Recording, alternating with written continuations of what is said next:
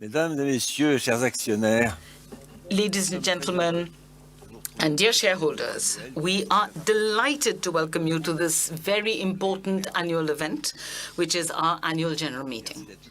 Thank you so much for attending in spite of this beautiful weather that we are having here. So joining me here today are Mr. François Provost, the Chief Executive Officer of the Renault Group, Mr. Duncan Minto, the Chief Financial Officer, and Ms. Quitterie de Pelleport, our Chief Legal Officer. We are also delighted to have in the front rows here the members of the Board of Directors, the members of the leadership team, our statutory auditors, and the two shareholder representatives who will be acting as scrutineers. I'd also like to inform you that we have legal officers who are present. I'd now like to give you some legal information regarding the conduct of this meeting. Let me remind you that the notice convening this meeting was published in the Bulletin des Annonces Légales Obligatoires and in the Legal Gazette on the 25th of March 2026. Registered shareholders, holders of FCPE units, and the statutory auditors were invited by post or by email. Now, I shall turn now to the composition of the meeting's bureau. In my capacity as a chairman of the Board of Directors, I shall be chairing this meeting, and the roles of scrutineer will be filled by the French state, represented by Mr. Pierre Janin, and the company and Amundi, which is represented by Mr. Frédéric Rosamond. And the role of Secretary of the meeting will be fulfilled by Ms. Quitterie de Pelleport. The Bureau is thus constituted. All necessary legal documents have been filed with the Board in accordance with the legal provisions and made available to shareholders from the date of the notice convening this meeting. These documents are deemed to be in order by the Bureau. The notice of meeting, comprising the agenda and the texts of the resolutions, as well as all the documentation that is required for this meeting, have been made available on our group's website. I have received confirmation that the meeting, comprising more than a quarter of the shares representing the share capital and carrying voting rights, is therefore valid to deliberate on both the ordinary and extraordinary resolutions on the agenda. The Secretary of the meeting will provide you with the final figures just before we proceed to the vote on the resolutions. I'd also like to point out that our meeting is being filmed and broadcast on the Renault Group's website. Now, I will, of course, hand over the floor to François Provost in a minute, but before I do that, I'd like to share a few words with you.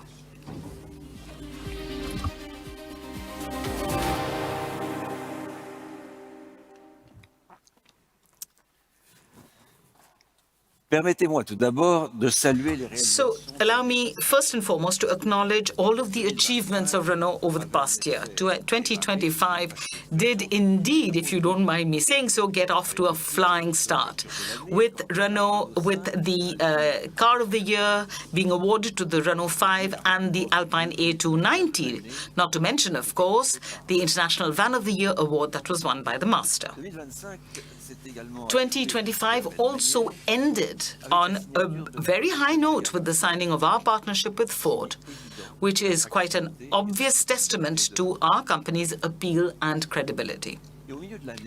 And mid-year, our former Chief Executive Officer, Mr. Luca De Meo, announced that he was going to leave the company, and Renault Group's governance structure immediately responded effectively to ensure business continuity with no impact on operations. And this was achieved against an international backdrop that has become even more challenging and conflict-ridden, driven by powers that are increasingly openly asserting their dominance by aligning political, economic, and military hegemony.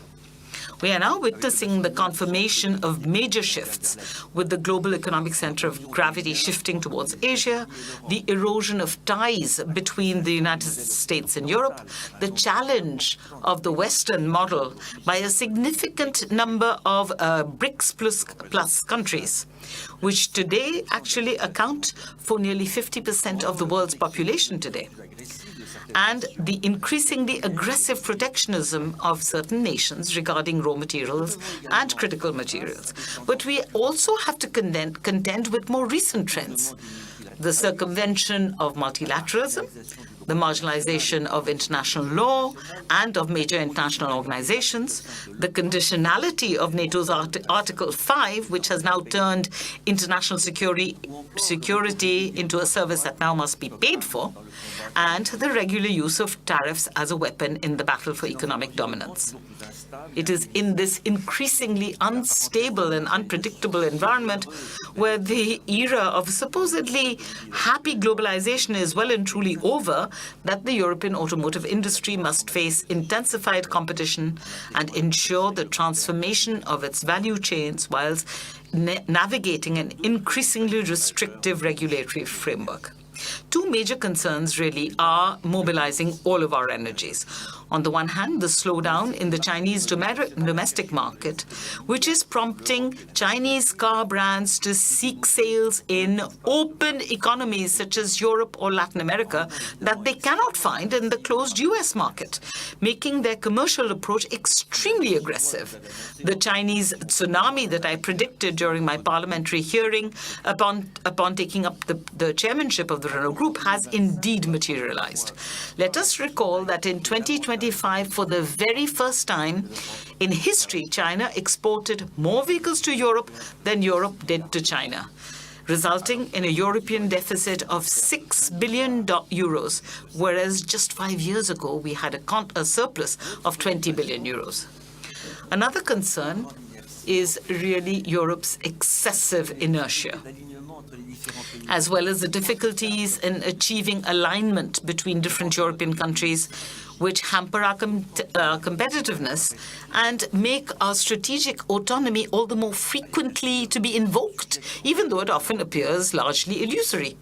There are, of course, various issues on the European agenda: the relaxation of decarbonization regulations, the easing of the regulatory framework for small vehicles, the long-awaited recognition of the principle of technological neutrality, the setting of local content requirements, and the definition of rules specific to commercial vehicles.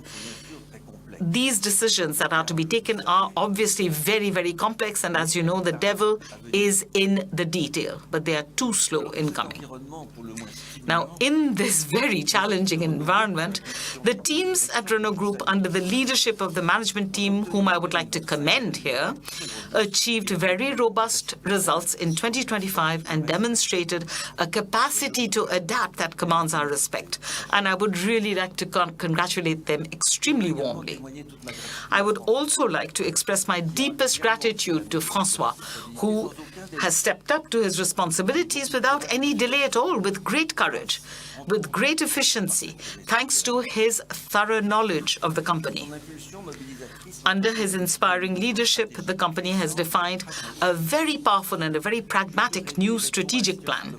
Future Ready addresses this group's situation and the many challenges that it faces. François will obviously go into a lot more detail on this later.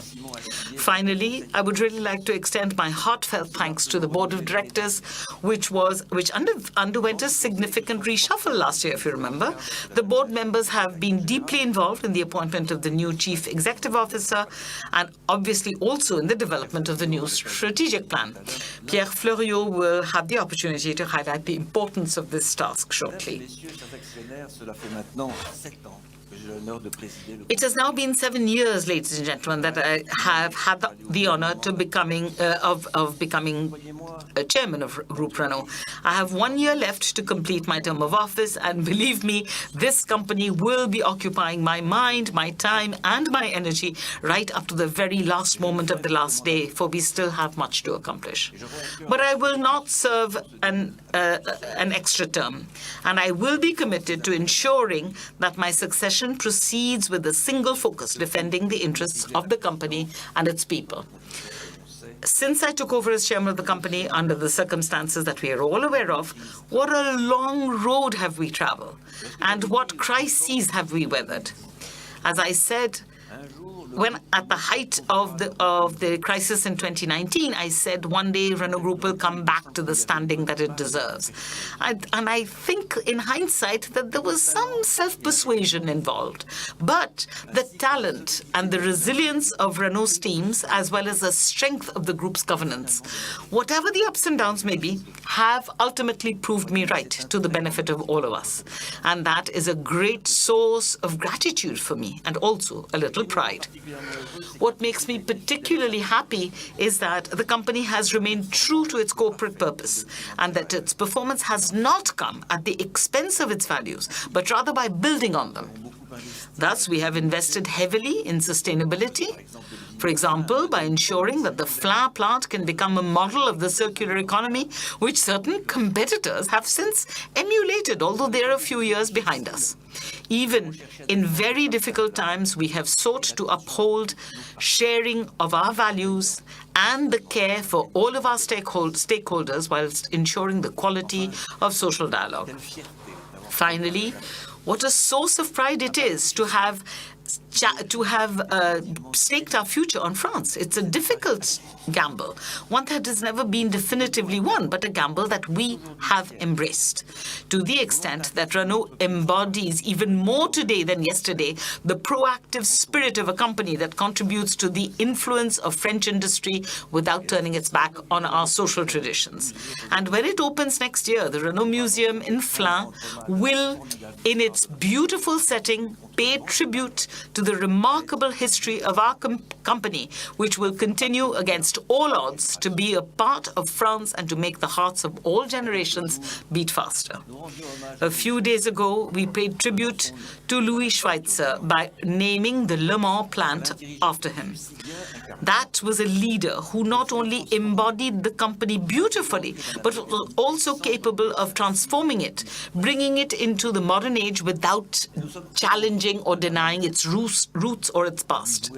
And there are many of us, especially in this room here today, who hold him in immense respect and have a deep affection for him, both for what he achieved and also, of course, for the man that he was. As everyone knows, in 1999, he founded the Alliance, which has seen some exciting chapters in its long history. But it's also gone through moments of deep crisis, especially in the last few years. And that is why we have ensured that it evolved, so that it focuses on concrete projects based on an approach that has become very pragmatic with time. This alliance is going to be a decisive asset in supporting our international offensive, and obviously in the very strong ambitions that we now have for India.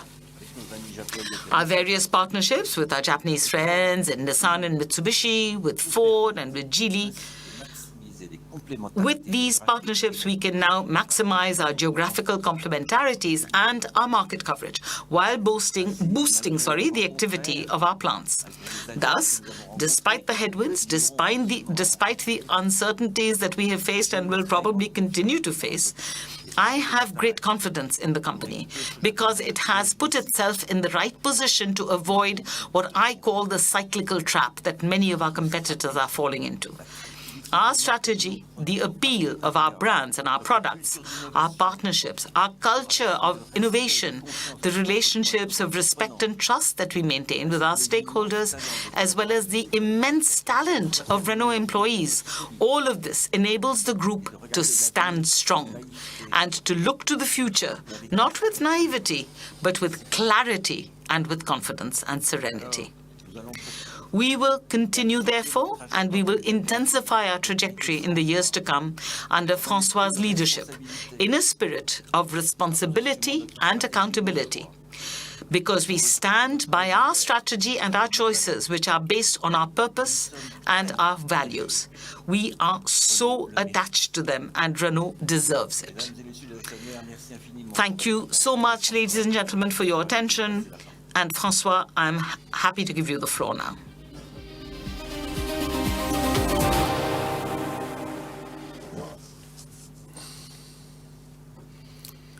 Merci, cher Jean-Dominique. Thank you, dear Jean-Dominique. Dear shareholders, good afternoon to all of you. It is an honor really for me to be with you today for my very first AGM as the CEO of the Renault Group. I'm delighted to present to you our results for 2025, our outlook for 2026, but also our medium-term strategy with Future Ready, which is our new strategic plan. Now, before I tell you about the past year and my first few months at the helm of the group, I would first like to offer my very sincere thanks to the teams of Renault Group, the board of directors, and to all of you, dear shareholders, for the trust that you have placed in us, in the leadership team, and in myself since I was appointed. All right, now let's take a look back at 2025. As soon as I arrived, I set out 3 priorities. The first priority was to have a team that was up and running to deliver results. One of my first priorities was to strengthen the leadership team, and this reorganization helped to bring out internal talent within the management team. It also enabled us to align our operations with our strategic and our operational priorities. We now have a Chief Growth Officer, Fabrice Cambolive. He ensures consistency across Europe between the Renault and Dacia brands, and he provides the necessary focus for our expansion outside of Europe. We have also consolidated all of our engineering function, the entire function, under the leadership of Philippe Brunet. This new structure marks a decisive first step in addressing one of our most urgent internal priorities in the face of the upheavals that our industry is undergoing today. My second priority was to be out in the field, both in France and and abroad, of course, working alongside our teams, our dealers, our suppliers, and our partners. Finally, my third priority was to develop, together with the leadership team, together with our teams, and with the support of the board, our new strategic plan. Future Ready? Now, Future Ready is the result of this collective effort. I will present it to you in a few minutes. I also decided that we needed to make rapid progress on significant simplifications to our organization. First of all, with Ampere. Ampere was a success, particularly with the development of the new Twingo in record time. With Ampere 2.0 now, we are rolling out throughout the group this expertise that we have gained in electric vehicles and software. We have also reviewed the initiatives that were launched with MBA, Mobilize Beyond Automotive. We are now going to focus on 2 very clear priorities. On the one hand, financial services with MFS, our bank, which of course is an absolutely critical and key strategic asset. And on the other hand, customer experience which is driven by our brands. We have also made changes in India. Following the takeover of the Chennai plant, we have brought all of our activities together under unified management. And we are already seeing the positive effects of this because we can now much better respond to the speed and dynamism of the Indian market. Finally, in the LCV sector, we have restructured our internal organization and streamlined our cooperation with Volvo Trucks within Flexis. Now, over the last 9 months, we have also finalized several strategic partnerships for the group. First of all, of course, within the alliance with Nissan and Mitsubishi Motors. Jean-Dominique mentioned this, and I'm especially happy with the successful launch of the new Micra on our new RGEV small platform. Now with Geely as well, of course, as part of our agreement in Brazil, we have announced the investment of over 600 million euros to strengthen operations at our Quitterie plant. And this investment will enable us to produce 2 new models for Geely from H2 this year, followed by a new Renault model next year. With this partnership, we are really giving ourselves the equipment that we need to counter the offensive from our Chinese competitors in Brazil. Finally, we have also developed a partnership with a major car maker, Ford Motors. We will produce 2 vehicles for them on our platforms and within our French industrial ecosystem at Electricity. Ford's decision to place its trust in us is yet further proof of the appeal of our industrial and technological expertise in Europe and in France. Thanks to the commitment of all our teams, we have also stayed on track with our financial targets for 2025. A solid operating margin of 3.6 billion euros, representing 6.3% of revenue, and a high free cash flow of 1.5 billion euros. Our performance is the result of a very clear strategy, ensuring that the product is our priority and investing where we can create value. In order to achieve this, we have a really key asset, our brands. Last year, all our brands delivered strong performances. Renault recorded its 3rd consecutive year of growth and is now firmly established as the 2nd largest brand in Europe. Dacia passed the milestone of 10 million vehicles sold in just 20 years. The brand is now number 2 in the European retail market. And the Sandero is Europe's best-selling car. Finally, Alpine trebled its sales in just 3 years. Totally, our sales grew by more than 3% and exceeded 2.3 million vehicles worldwide in 2025. These results confirm it quite clearly: we are on the right track. And to illustrate this, one need only look at the launches that we carried out last year. In Europe, to begin with, the Renault 5 was voted Car of the Year in 2025, sold over 100,000 units last year, and stood as the leader in the electric B segment. In the C segment, the Symbioz recorded nearly 90,000 sales and has established itself as our best-selling hybrid model.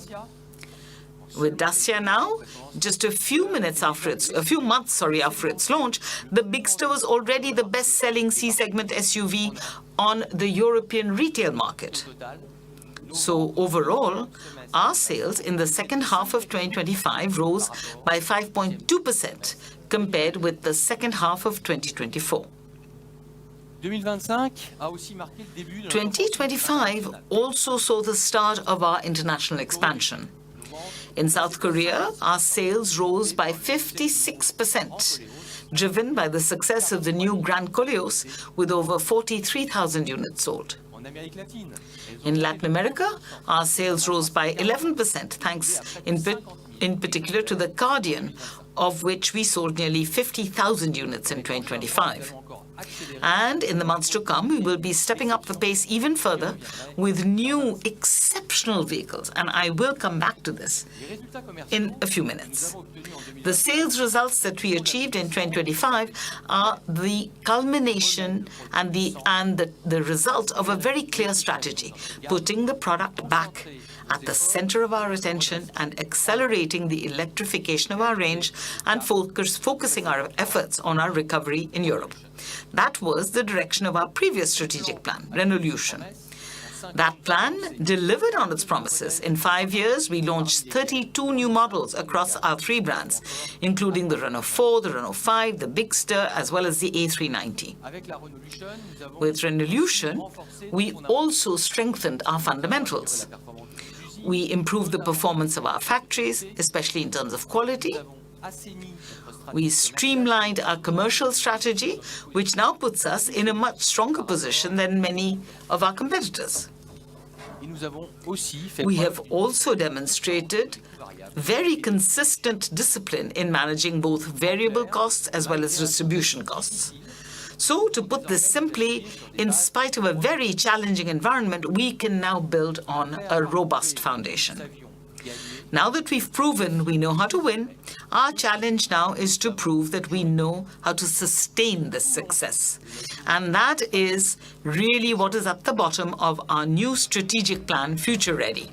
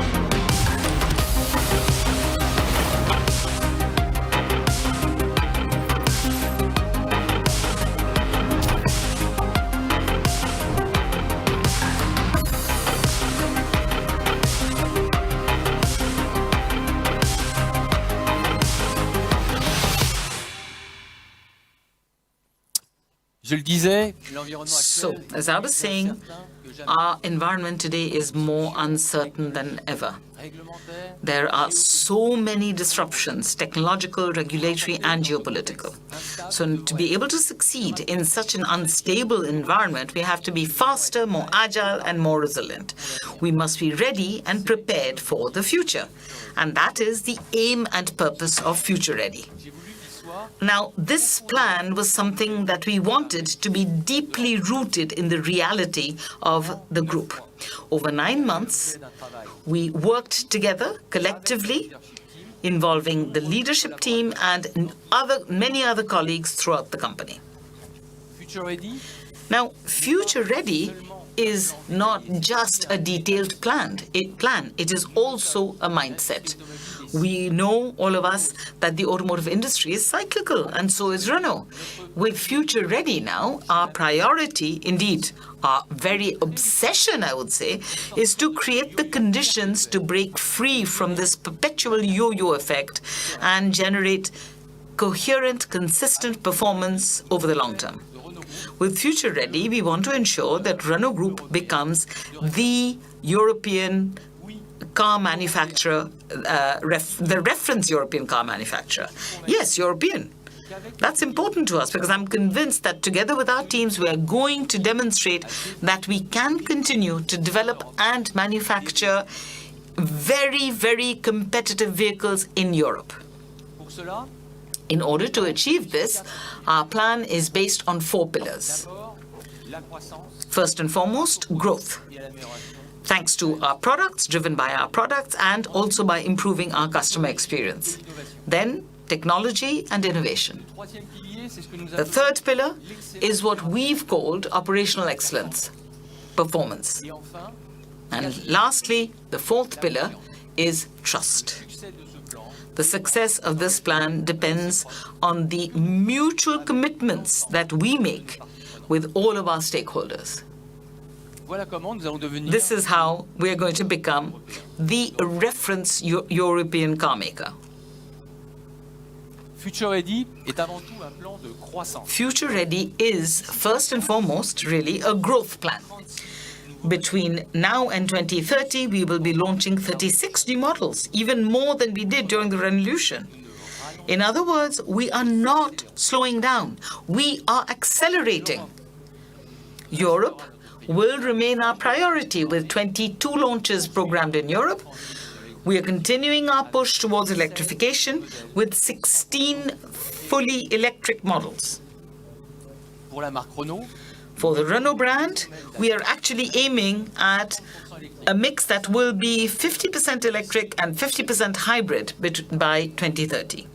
mais Future Ready, But Future Ready doesn't stop at the border of Europe. 30 ans après la 30 years after the very first expansion beyond Europe initiated by my predecessor, Louis Schweitzer, it is now time for the Renault Group to usher in a new era of internationalization. We are going to roll out a highly targeted strategy in high growth markets where we already have fully integrated local ecosystems, especially in India and in South America. These two regions, just by themselves, will account for more than 60% of the growth in volumes of our industry in the markets where the Renault Group operates. This is a major step up in scale, opening up access to a market of nearly 50 million vehicles a year, representing 55% of the worldwide market. To support our international mission, we will launch 14 new models, giving our international customers access to our e-tech hybrid technology. And I do want to tell you this, the Future Ready product offensive has actually already begun. Future Ready is not a plan for the distant future. It is a plan that is going to be deployed and is being deployed this year. In Europe, in the A and B segments, where Renault has a long-standing leadership position, we're going to build on the momentum of the Renault 5, the Renault 4 and the Clio 6 with a disruptive model, this new Twingo. The initial feedback from the Twingo has been extremely promising. Internationally, the new Duster in India embodies our renewed ambition in this market. Alongside the Boreal in South America and in Turkey, and the Filante in South Korea, it demonstrates clearly that our offensive is gathering pace in high-potential markets. Finally, in 2026, we are also going to be launching the Traffic Van E-Tech. In recent years, we have invested very heavily in commercial vehicles. We now have one of the most attractive ranges, if not the most attractive range, on the commercial vehicle market in Europe. 2026 will be the year of the turnaround for our LCV division. For Dacia now, our aim is to strengthen our position even further in the C segment by increasing the proportion of C segment vehicles in our sales from 1/5 to 1/3. And in order to do this, alongside the Bigster, we have just unveiled the Striker, our new multi-energy crossover that combines the dynamism of an estate car with the practicality of a very spacious sedan, with a starting price that is very true to Dacia's DNA, under 25,000 euros. I'll let you take a look at this beautiful car.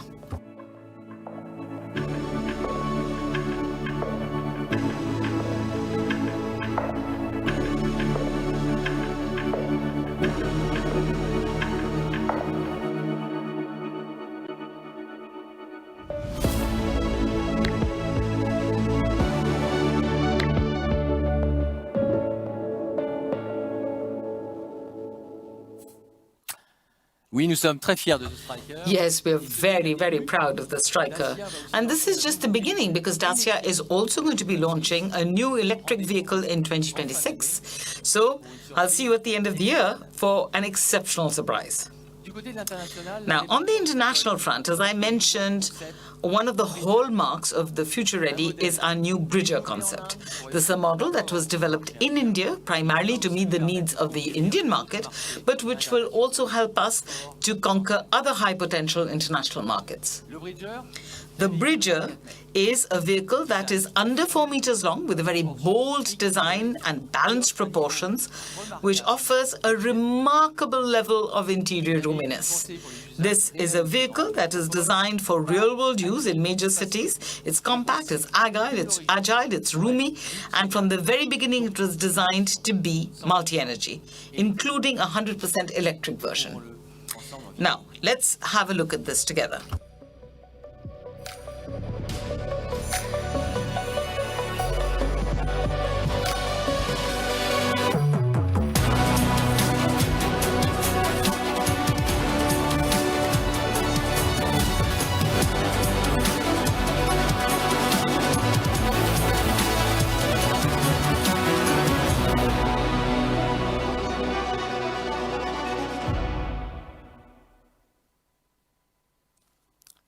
Avec Future Ready, nous voulons aussi franchir un cap With dans Future Ready, we also want to take a significant step forward in customer experience. It is a key driver for creating greater value and enhancing the appeal of our products and setting us apart from an increasingly fierce competitive landscape. Our ambition is to build a long-term relationship with our customers spanning 10 years with an 80% retention rate by capturing greater value from the second and third lives of our vehicles. In order to do that, we can draw on some very powerful advantages. First of all, our distribution network with 9,000 locations worldwide. Next, Mobilize Financial Services, which enables us to offer our customers tailor-made financing solutions and acts as a real driver of performance for the group. Next, we have our after-sales service, which is a key differentiator. In particular, we intend to leverage the connectivity of our vehicles to reduce our costs and to support our customers for longer throughout the vehicle's entire life cycle. And in order to do this, we are going to rely on the development of digitization and artificial intelligence. As you've seen, when it comes to the product, we are going to be ready. However, in order to succeed, that is not going to be enough. We also have to compete with the very best in the technological arena, especially our Chinese competitors. Thanks to Future Ready now, we have comprehensive roadmaps for all of the technologies that matter to us. Let's start with software. With the traffic van e-tech, we will be the very first European manufacturer to roll out in Europe software-defined vehicle software-defined vehicle electronic architecture. We will also be developing a new generation electric motors and power electronics, which will be produced at our Cléon plant. We also have an ambitious roadmap for more innovative battery chemistries, which will improve range while at the same time reducing costs. For hybrids now, our e-tech hybrid technology is already number 2 in Europe. We have chosen to capitalize on this lead that we have by extending the hybrid range in Europe beyond 2030 and also rolling it out internationally. We are building all of this on a very key asset, horse powertrain, our joint venture with Geely and Aramco. This will enable us to keep pace with major technological developments and also to reduce our costs by up to at least €1,000 per vehicle. One of the major technological innovations in our plan is our new RGEV Medium 2.0 platform designed for our future C-segment electric vehicles. We know that once a customer switches to an electric car, they never go back. But in order for them to take that step, there are still certain barriers to overcome. The first of these barriers is price, which is why one of our priorities is to bring the price of our electric vehicles as close as possible to that of our ICE vehicles by 2030. The second hurdle is peace of mind. What am I going to do on long journeys? Well, our answer to that is simple. It's the range extender. For most of our customers, they will probably use it once or twice a year. But those moments do matter. And that should never be a barrier for people to switch to electric cars. And because a picture is worth 1,000 words, the best way to introduce you to this strategic advantage is simply to show it to you. Here's the RGEV Medium 2.0.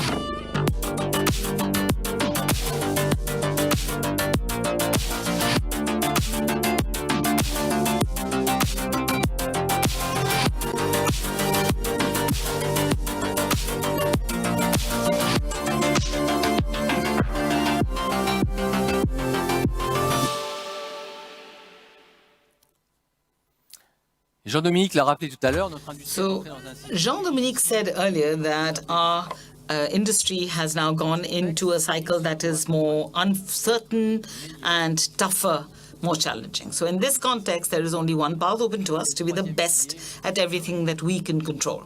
And this is the third pillar of the Future Ready plan. So this means, to begin with, quality at the very highest level. So I'll come back to that in a minute. This means also shorter development times. Now, with the new Twingo, we have demonstrated that this is possible, thanks in particular to ACDC, our Advanced Engineering Center in China. We developed the Twingo in less than 2 years. From now on, this has got to become the standard for all our future vehicles. And we will achieve this at the Techno Center with all of our teams and with all of our European suppliers. L'excellence opérationnelle, c'est aussi la résilience. Operational excellence is also about the resilience of our organization. And in this regard, we are already future ready. For example, as soon as the conflicts in the Middle East broke out, we were able within just one weekend to identify all the impacts and to prevent any disruption of our supply chain. L'excellence opérationnelle, c'est également So operational excellence is also about cost control and integrating ESG into our operations and deploying artificial intelligence on a large scale.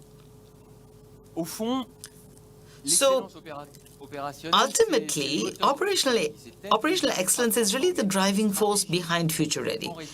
It is through this that we will be able to turn our strategy into results. And to give you a very concrete example of this, I'm going to talk to you about quality assurance. With Future Ready, Renault Group vehicles will be among the market leaders in terms of quality. Not just on the first day when we deliver the car to the customer, but every day throughout the lifetime of the vehicle. Pour y parvenir, In order to achieve this, we are scaling up our approach. les étapes clés 100% of all key manufacturing stages will be monitored by artificial intelligence with enhanced traceability, a much quicker response to alerts from the sales network, and a widely available capability for remote updates to our vehicles. cette transformation nous permettra, This transformation will enable us to go even further. après avoir déjà divisé par First of all, les incidents we've already halved the number of incidents during the first 3 months of driving. de moitié, We are now aiming for a further 50% reduction. nous allons franchir un cap Next, we will take a decisive step forward in terms of sustainability by reducing incidents during the first 5 years of the vehicle's life by 70%. plus d'excellence dans nos opérations, Greater excellence in our operations, satisfaction client. more customer satisfaction. That is our ambition.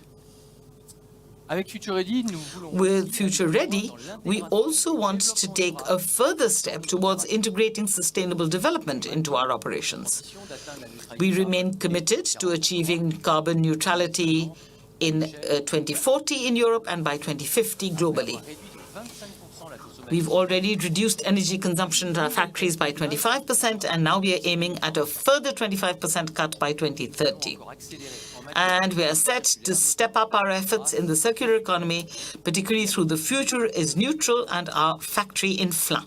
je ne vous en dis pas plus. But I'm not going to say any more about it, but I'd like to show you these videos.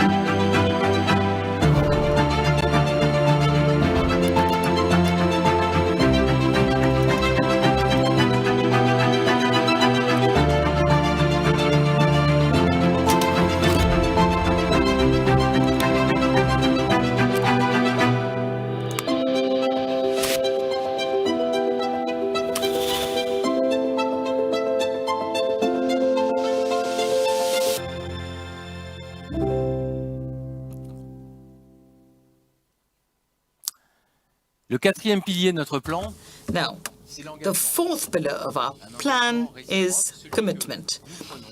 A mutual commitment, the one that we make and the one that we expect from our entire ecosystem.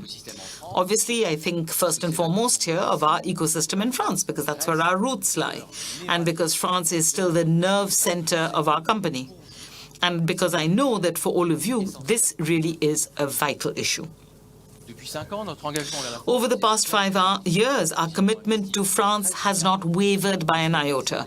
We have invested over 13 billion euros there and stabilized operations at each of our factories. With Future Ready, we are reaffirming this commitment. We will once again invest a further 13 billion euros over 5 years. We will develop 9 new models as well as 4 additional models for our partners. Over the next cycle, from 2026 to 2030, if the conditions are right in the market, we plan to increase production at our plants by 20% compared to the previous cycle. Now, before I go into detail about our commitments to each of our stakeholders, I'd like to invite you to meet on screen the people who are going to make Future Ready into a success.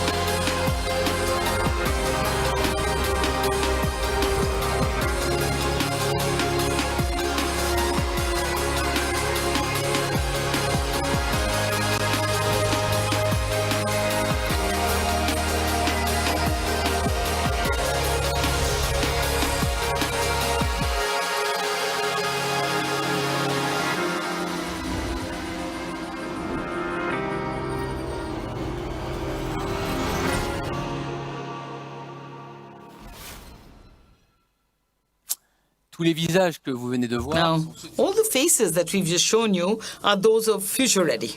Our teams, our dealers, our suppliers, our partners. They all have a crucial role to play. They are all very much on board with our plan. Now, first of all, of course, first and foremost, our teams, our 100,000 employees. Now, towards them, we have a duty of transparency. If we are to succeed, every employee, every team, every function has to know exactly where we are heading and how they can contribute.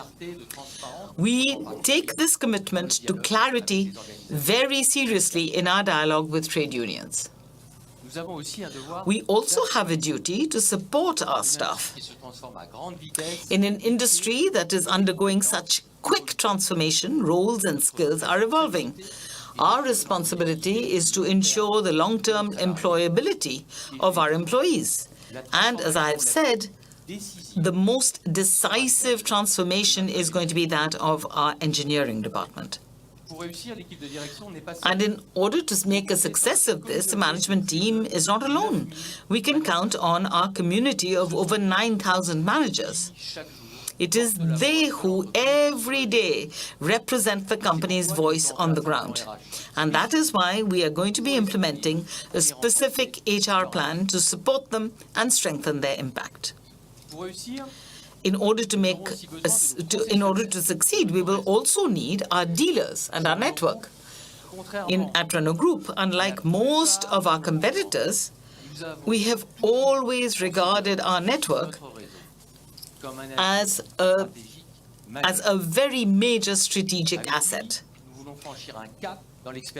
Along with our network, we want to take the customer experience to the next level, while also improving productivity and better controlling fixed costs.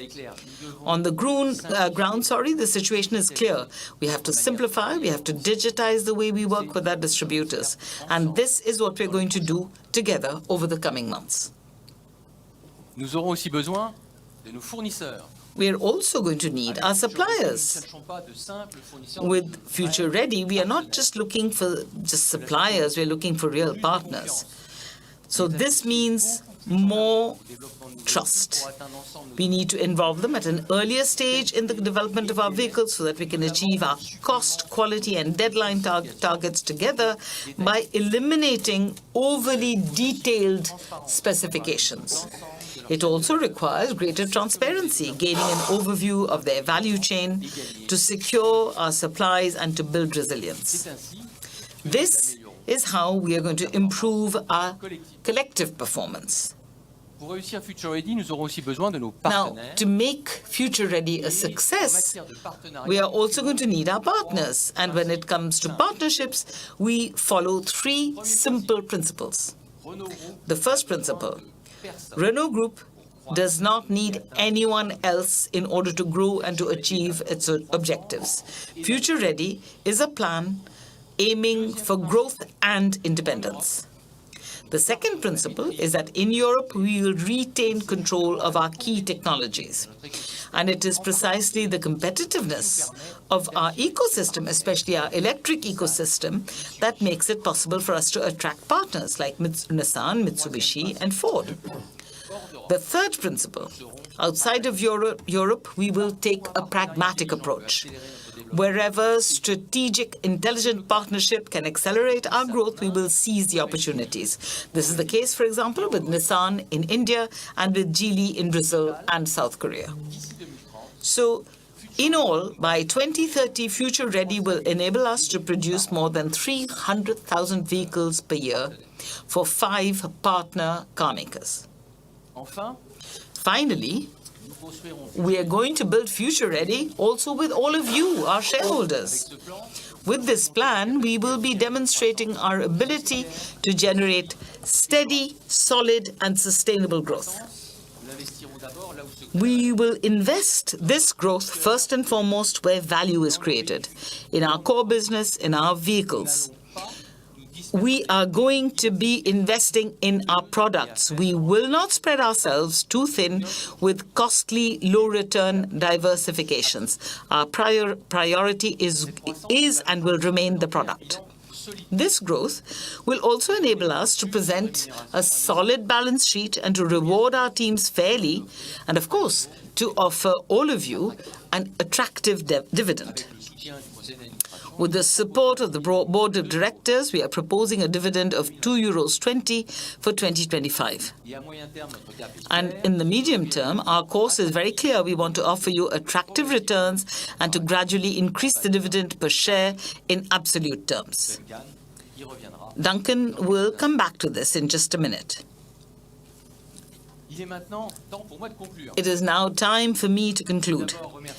So I'd like to thank all the teams of Renault Group who have contributed to the development of this plan and who are now getting ready to bring it to life on the ground and to implement it.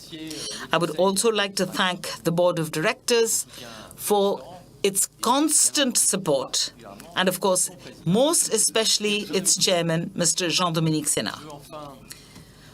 Finally, I would like to thank all of you, our shareholders, for your loyalty to the Renault Group and for your trust and confidence in the rollout of our new plan. Future Ready is a battle plan. It's going to enable the Renault Group to face the challenges ahead and to tackle them with energy. It starts now from 2026. It builds on our strengths and it gives us the means to scale up. We know perfectly clearly where we come from. We know perfectly clearly where we want to go, and we also know how to get there.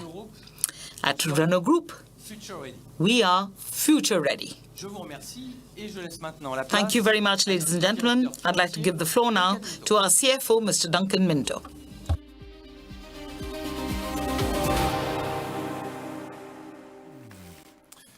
Merci, Jean-Dominique. Merci. Well, thank you, Jean-Dominique, and thank you, François. Good afternoon, everyone. I'm delighted to be with you today to present the financial results for the year 2025, and then we'll look briefly at sales trends and developments in the first few months of 2026.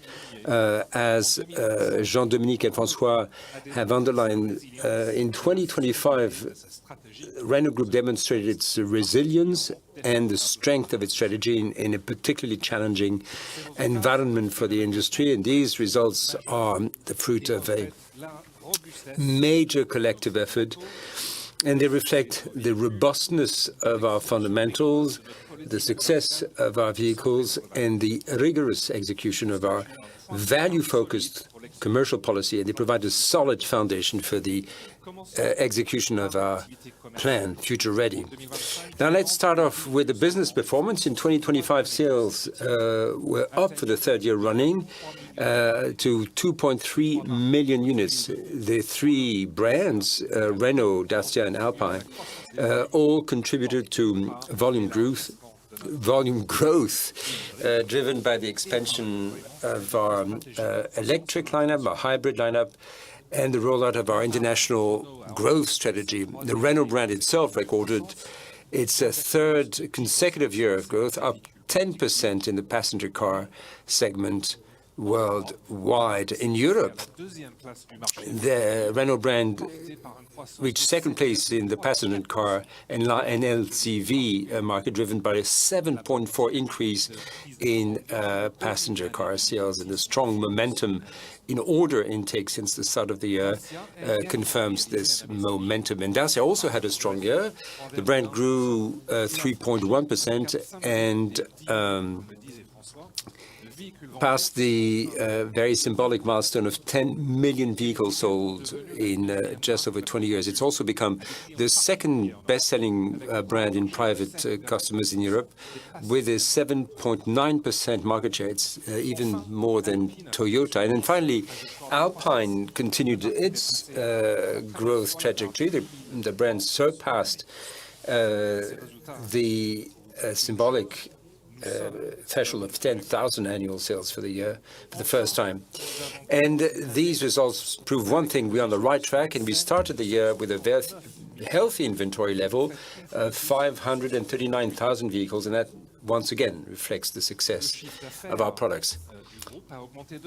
Group's revenue was up 3% in 2025 to 57.9 billion euros. On a constant exchange rate basis, it would have been up 4.5%. The automotive revenue per se was up almost 2% to 51.4 billion euros, and that benefited from a positive volume effect, and that is in line with the rise in global registrations, but also a price and product mix effect of nearly 3 percentage points, and that's primarily driven by the group's value-focused commercial strategy, but also price increases to offset inflation, and indeed the success of new launches.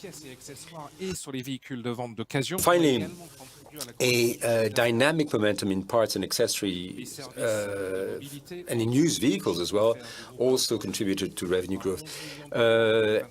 MFS contributed 91 million in 2025 compared to 69 million euros the previous year. And it should be noted that as of January 1st, 2026, mobility services were reintegrated into the automotive segment following the organization of its activities, as François pointed out. And then finally,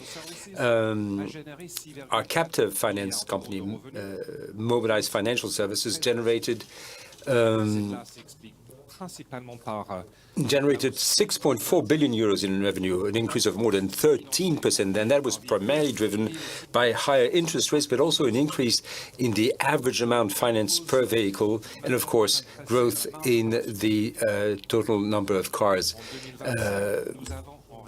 with car loans. Now let's now turn our attention to the group's operating margin. In 2025, operating profit was 3.6 billion. It's 6.3% of revenue. The automotive operating margins stood at 2.2 billion euros, or 4.2% of automotive revenue. That accounted for 5.9% of revenue back in 2024. So this is down, but that decline is mostly due to an unfavorable currency effects, especially in Argentina, but also a less favorable product mix and fewer LCVs and more electric vehicles against the backdrop of increased commercial pressure and competition. But these effects were partially offset by higher volumes. And then in 2024, we had a positive effect related to the discontinuation of horses depreciation and amortization since its deconsolidation. So horses appreciation, amortization, and margin are now recharged to us, but these two combined effect had a negative effect in 2025. And then finally, our financing business, so therefore MFS, Mobilized Financial Services, contributed 1.5 billion euros to the group's operating margin. That is an increase of 173 million compared to 2024. Let's take a closer look now at the income statement. This line, other operating income and expenses, was negative, minus 11.5 billion euros. Now, what does this include? Well, you have the non-cash loss of 9.3 billion euros, and that is related to a change in the accounting treatment of our stake in Nissan as of July 1st, 2025. And that aligns its valuation with Nissan's actual market price. But this has no impact on the calculation of the dividend paid by the Renault Group. But this also includes impairment charges on production assets or the charges related to vehicle development. That's a total of 900 million euros, plus restructuring costs, and that was 400 million. And then the financial result, that was a negative 208 million euros in 2025 compared to 517 million in 2024. You have to note that hyperinflation in Argentina had less of a negative impact in 2025 compared to 2024. And then contribution of associates to the group's results was a minus contribution, minus 0.2 billion euros compared to minus 521 million euros in 2024. So you had minus 2.3 billion from Nissan.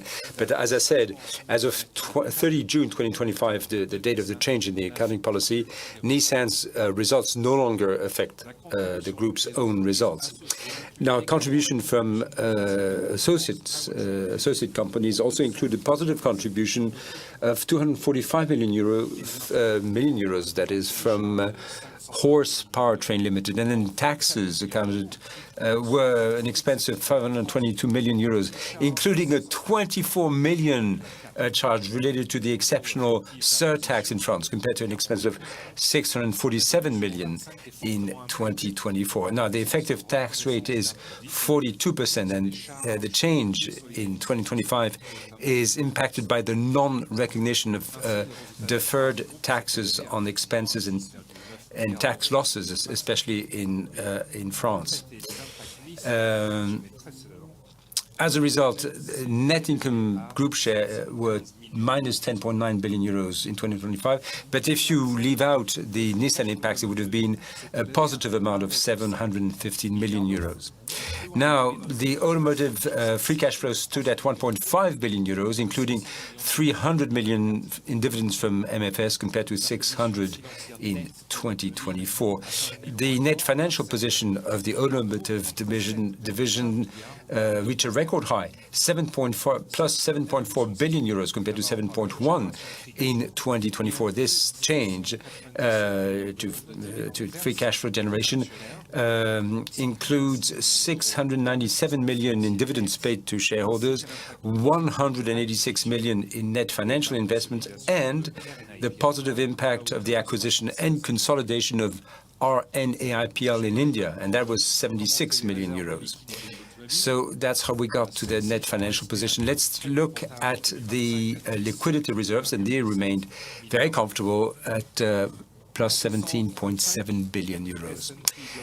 In 2025, S&P Global Ratings upgraded Renault SA's long-term credit rating to investment grade, BBB- with a stable outlook, up from BB+ previously.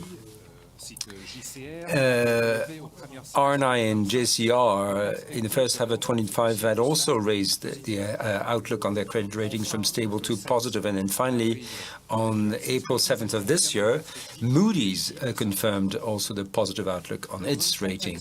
Now, against the background of downgrades for main competitors, these positive developments underscore in particular the continued improvement in our operational performance and also the momentum surrounding our product offensive. And so, bolstered by these results and confident about the future, we're submitting for your approval the payment of a dividend of 2.2 euros per share for the year 2025. As we indicated in Future Ready, our intention is to continue rewarding our shareholders with a gradual increase in the dividend per share in absolute terms over the medium term. Let's move on to the year 2026, starting with registrations. Global sales stood at 546,000 units in Q1, down 3.3% compared to the first quarter of 2025. But this decline is primarily due to temporary production and logistics disruptions at Dacia. Sales picked up again in March, and indeed Dacia has a solid order book, and we're beginning to make up for production losses in the second quarter. Sales of Renault and Alpine are both on the rise, and in Europe in particular, the group has confirmed its third place position in the passenger car and LCV market. And then the group's revenue grew 7.3% compared to last year, reaching 12.5 billion in the first quarter. And at constant exchange rates, it would have risen by 8.8%, in line with the average single-digit growth trajectory for group revenue as outlined in our Future Ready plan. But let's look now at our financial outlook. We confirm the financial outlook for the year 2026, group operating margin around 5.5% of revenue, with the operating margin for the second half of the year higher than H1, in line with typical seasonal patterns. And automotive free cash flow should stand at about 1 billion euros. 2026 will be a year of resilience in a complex and challenging external environment before the full effects of our productivity plans can be fully implemented. Regarding operating margin, revenue growth will be supported by international expansion, but also the ramp-up of sales to our partners and the growth of electrified vehicles and the full-year consolidation of RNAIPL in India. Nonetheless, this will have a dilutive effect on the margin in percentage terms. Finally, cost control will be a defining priority in 2026 and beyond. And we won't stop there. In the medium term, we certainly aim to improve our financial performance, and that is the very objective of our new Future Ready strategic plan. In a highly challenging market environment, Group aims for steady and controlled value creation based on rigorous and a realistic approach, and the goal is to ensure a robust operating margin and sustained free cash flow. We're looking at operating margin between 5 and 7% of group revenue over the medium term. The lower end of the margin forecast, you will note, is significantly higher than historical margins, and automotive free cash flow of at least 1.5 billion per year on average, again over the medium term, does include about 500 million euros per year on average in dividends from MFS, but we also expect to receive a dividend from horsepower train starting in 2027. These targets reflect our confidence in our plan, our future ready, and indeed in the group's ability to sustainably improve its financial performance. So, well, thank you for your attention. And now, I'd like to call on Mr. Bernard Provost from KPMG, our auditor, to present a summary of the reports from the Board of Auditors. Thank you.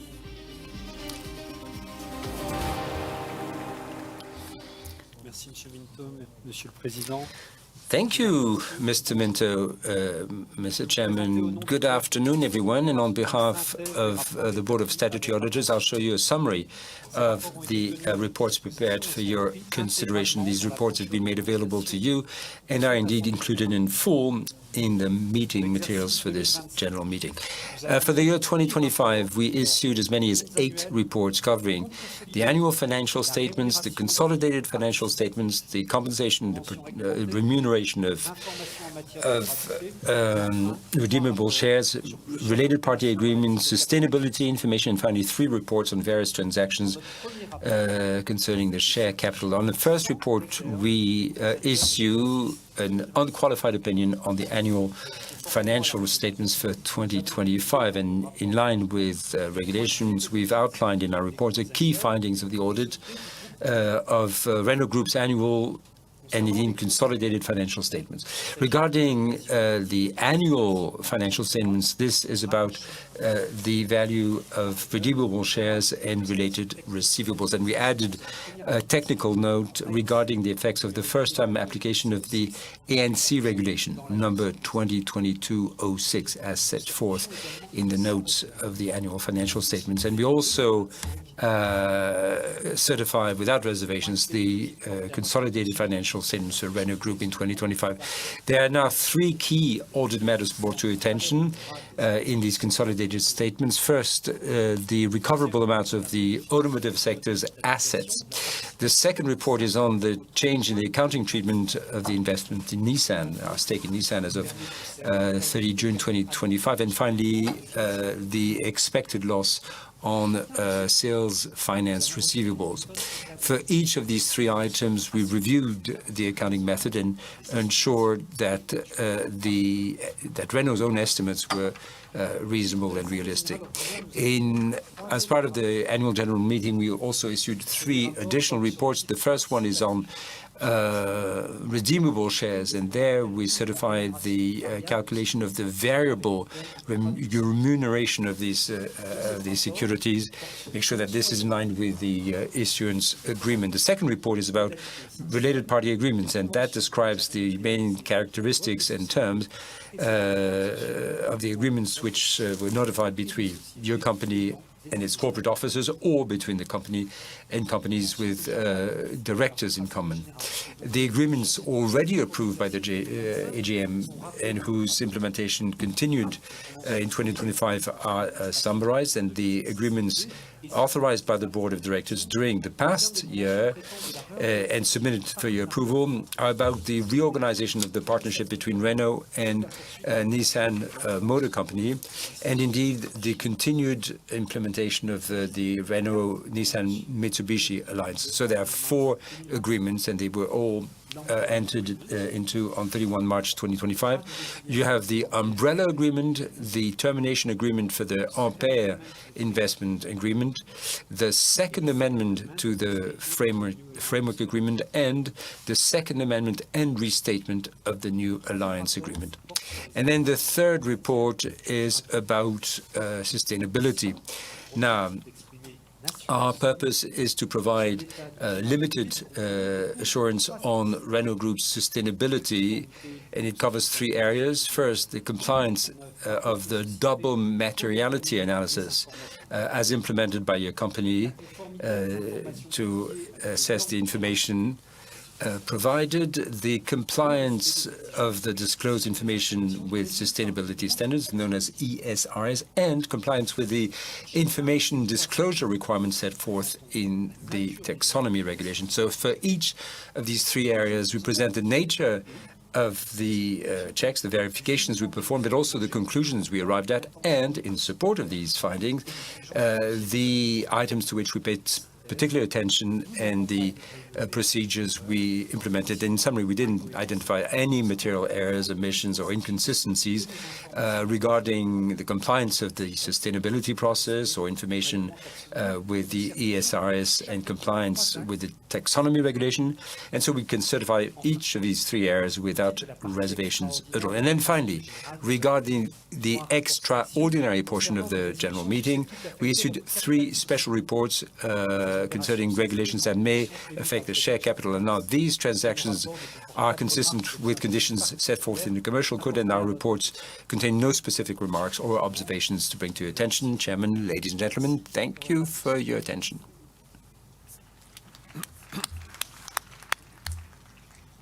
Merci beaucoup, Monsieur Provost, pour cette présentation. Thank you, Mr. Provost, for this presentation. Always clear and short, and that reflects the good work of your teams and ours at Renault. We have been working in good spirit. And now, ladies and gentlemen, it is now for Pierre Fleuriot to give you a presentation of the committees of the board and, of course, the compensation committee. Pierre, it's all yours.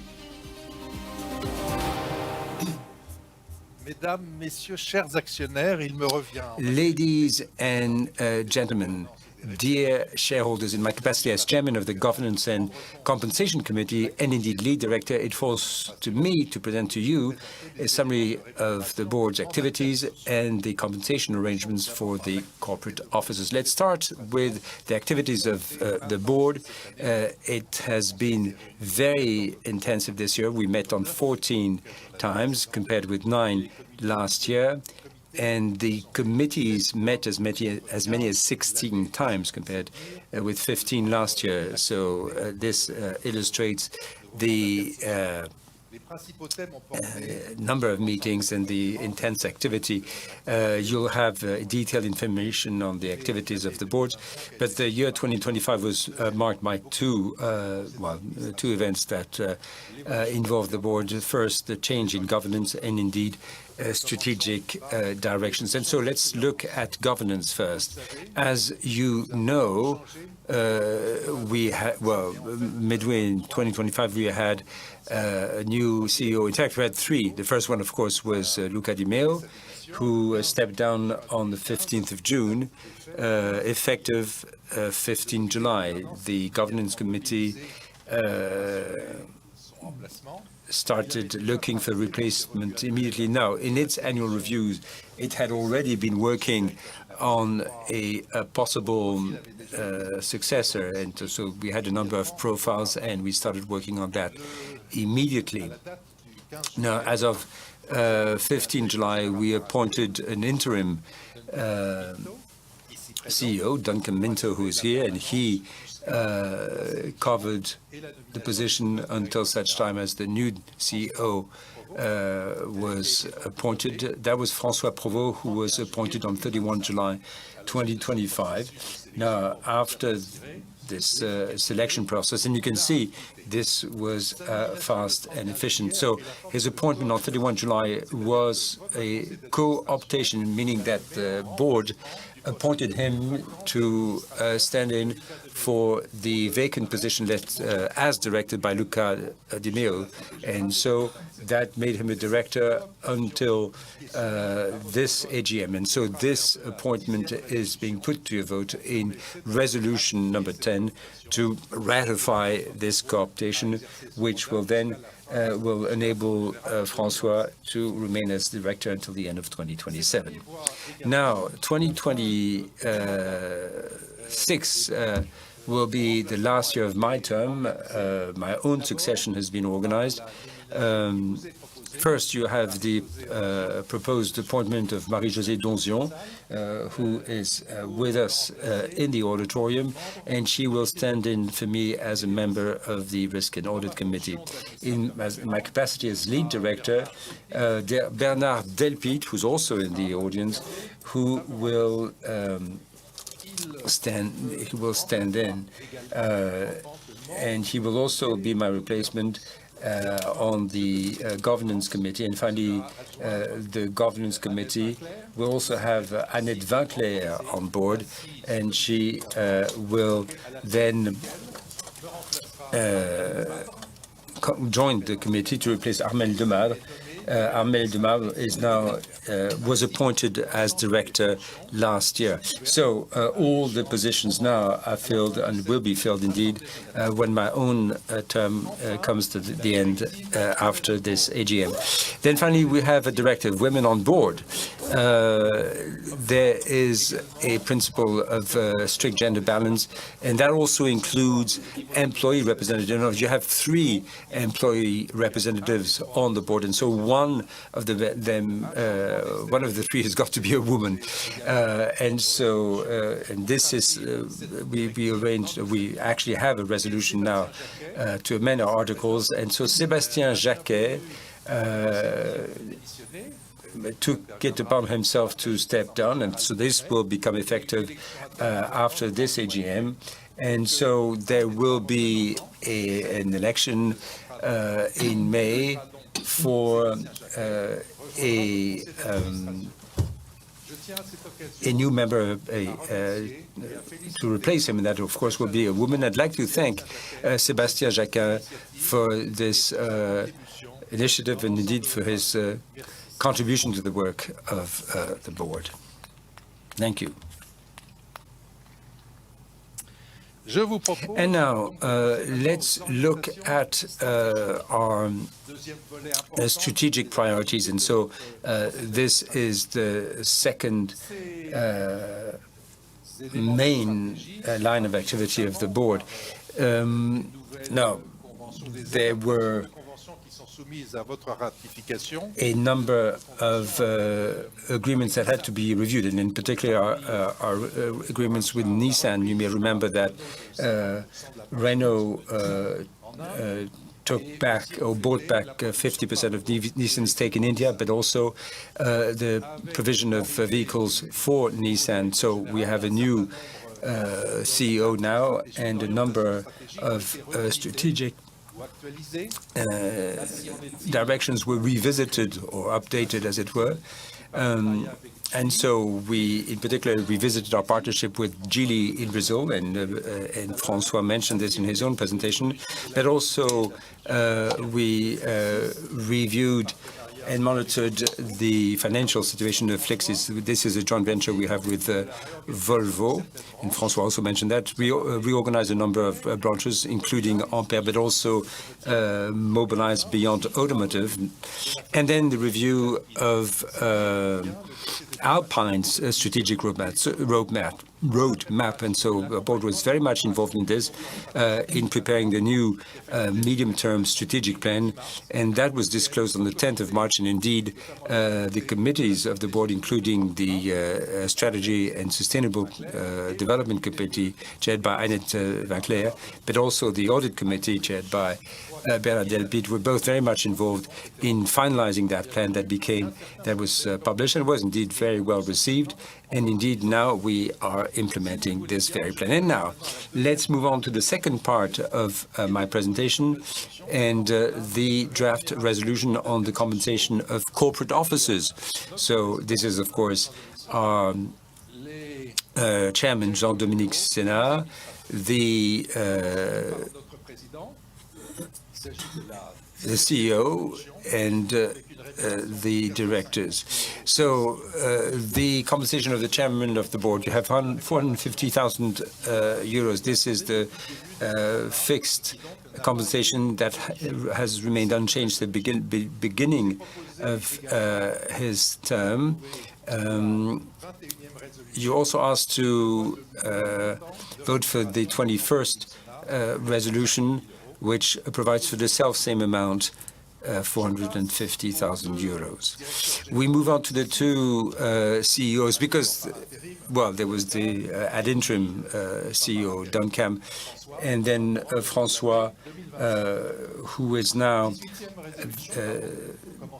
they're on a permanent basis. So, first we start Luca Di Meo. We had to have Luca Di Meo's compensation on a pro rata basis from January 1st to 15 July for Luca Di Meo. So you have this figure, 914,000 euros. No, that's on the pro rata. It should have been, it's a pro rata on 1.7 million. That had been approved last year by the AGM. And the variable portion, so the maximum would have been 225%. The actual attainment rate was because there are a number of financial criteria that were not met. So we arrived at 89% achievement rate.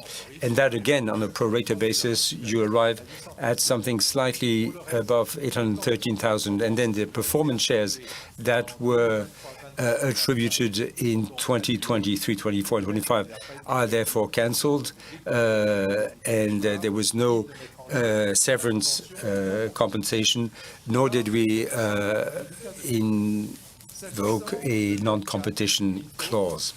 That was for Luca Di Meo. For Duncan Minto, so that was the period from 15 July to 30 July. So he had an additional 300,000 on a pro rata basis that came to 13,636 euros. So that's for about 2 weeks, plus a variable component, of that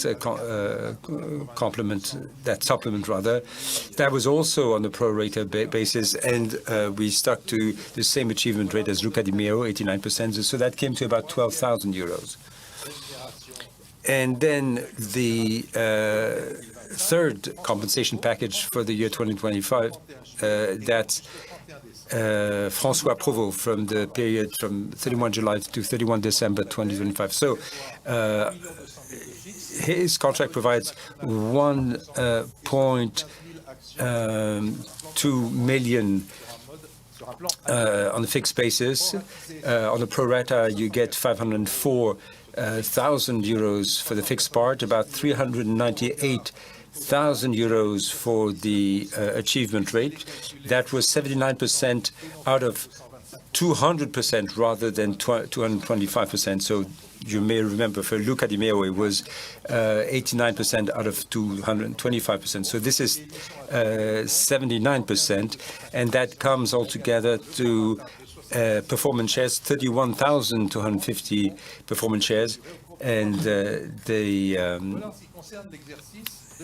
this is based. This is pro rata on the basis of 75,000, and of course the value will be considered over 3 years. So you have the compensation package. So it's 1.2, 200% variable, 75,000 performance shares, and then post-term benefits.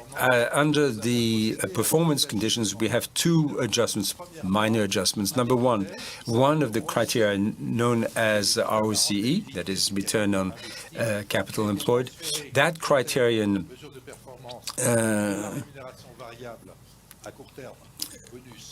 came from compensation for short-term to long-term. And then we have another criterion, and that replaces another criterion, which was a reduction in variable, and that used to be long-term, and now it's short-term. So we switched, the criterion ROCE and variable costs, as it was switched positions between long and short-term. And then there's another criterion, total shareholder return, TSR. So that accounted for 25% of the compensation. So that bonus is now focused on a single criterion comparing Renault's performance in terms of shareholder return. Compare that with a benchmark in the automotive industry and suppliers, and so we have a basket of other companies to compare with. And then the directors themselves for the year 2025, but also for 2026. So you have it up on the table now. For people used to this will recognize this, because this table is identical has remained unchanged since 2024, but you have a fixed part of the fees for directors and then a variable part. So we look at attendance rates and then special compensation for chairs of the committee and for the lead director. Now, this we had a total envelope of 1.067 million, and so that accounts to about 71% of the total budget.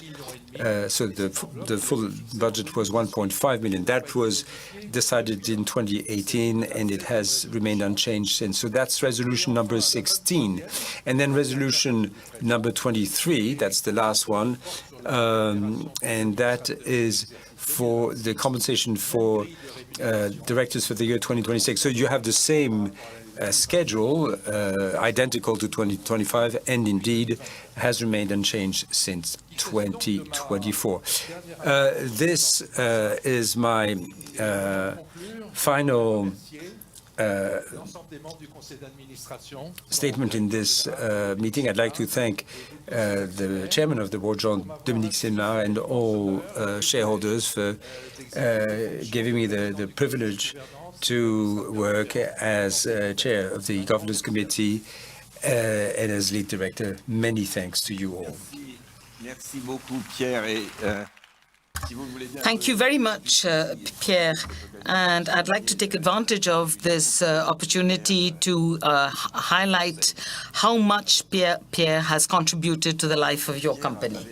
So Pierre has, over the last 8 years, been through all of the adventures of Renault, and heaven knows that there have been adventures, and certainly I know what I'm talking about.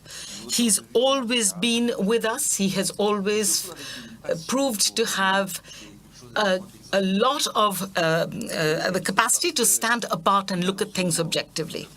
And he's not just worked for Renault as a member of the audit committee, as a chairman of the president of the committee of compensations and benefits, and also the lead director, which is quite a heavy role. And he has been voted back every year. But he also worked for Nissan. He was a member of the Nissan board up to last year. je peux témoigner à titre personnel puisque j'étais moi-même aussi. And I can, witness to this personally because I was there with him. We both attended board meetings, and he was a member of the committee for appointments, nominations, and he was extremely careful to protect all the relations, the interests of Renault, but also to create the best possible relationship with Nissan. So very often these meetings took place after hours and hours of air travel, and sometimes at 4 a.m. in the morning, and they lasted for a long time. And we managed to energize each other. And really, personally, I owe him a lot because he's helped me so much to think things through properly. And I think you will all agree that we can express in the name of the group and in our name for our real gratitude. Thank you so much, Pierre, for all of this.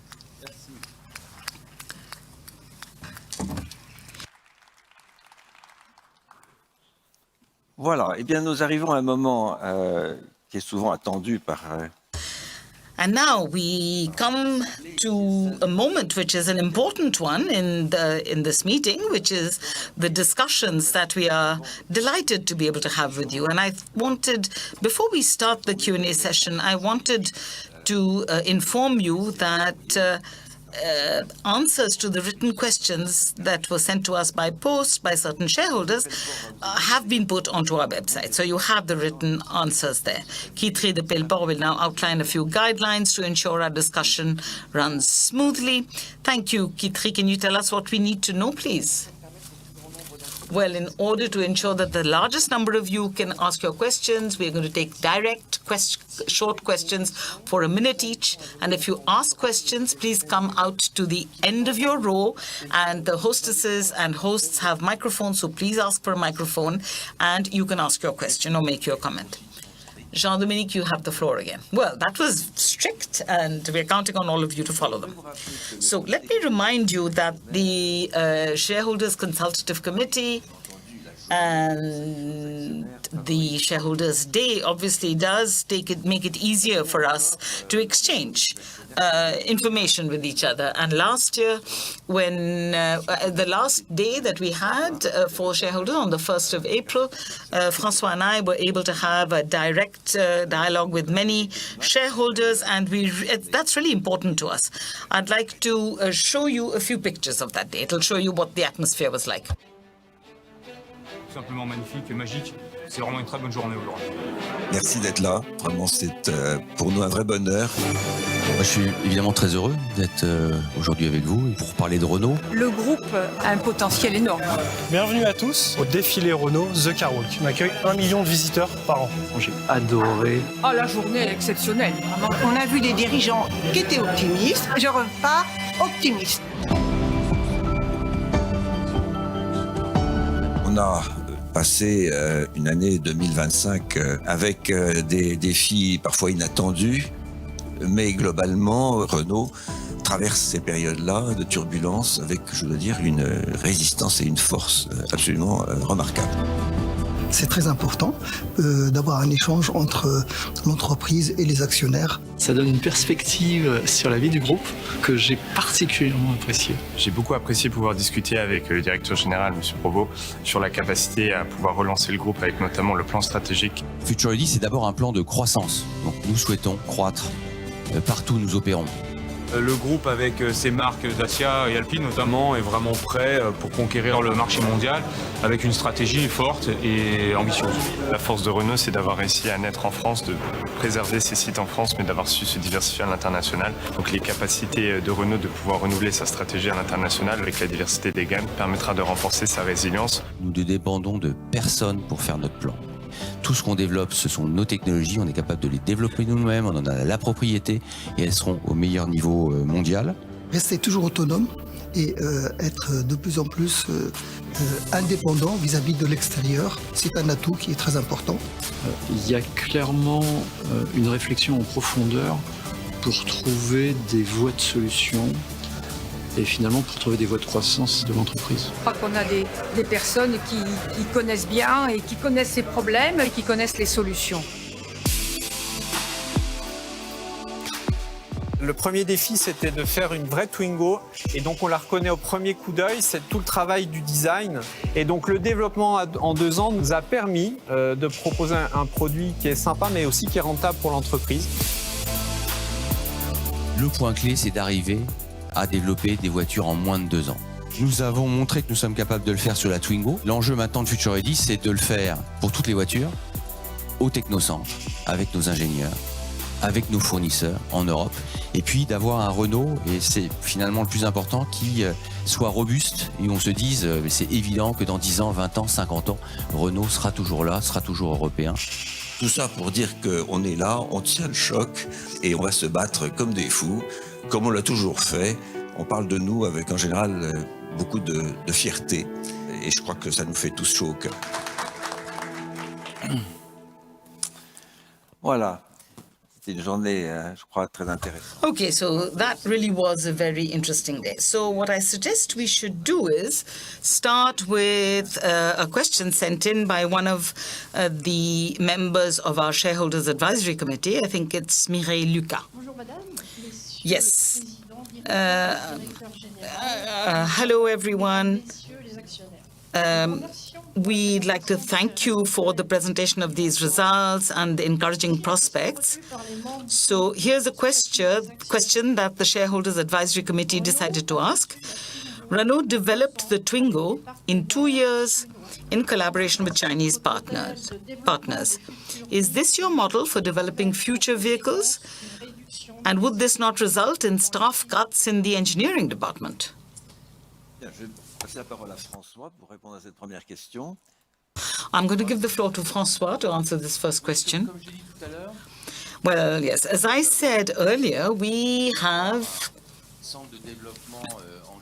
a development center in China, as I was telling you, to try and learn how the Chinese car makers have managed to get such an advance on us in terms of technology. So with the Twingo, we were able to learn this. And the whole challenge of Future Ready is to be able to extend that knowledge to all the other cars we're going to build at the Techno Center with our teams and with our suppliers. So the transformation of the engineering department is really at the heart of the transformation of the group in the years to come. And above all, it's one ambition. It means that we have to prove that we can actually do this in Europe.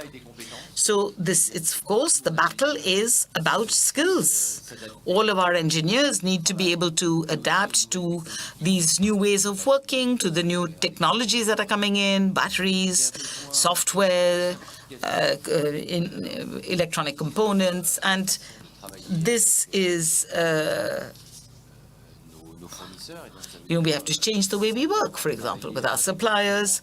So, after having for many, many, many years learned to make cars in 3 or 4 years, we now have to manage to do it in 2 years. And then this also means that our engineering and technical centers have to be specialized, because so far they were all developing new models, and we then had to rationalize. So we are going to change this. We are concentrating the heart of our engineering in France, and especially for the new technological roadmaps. So it's true that when we talk about the transformation of our engineering department, obviously the press immediately start talking about layoffs.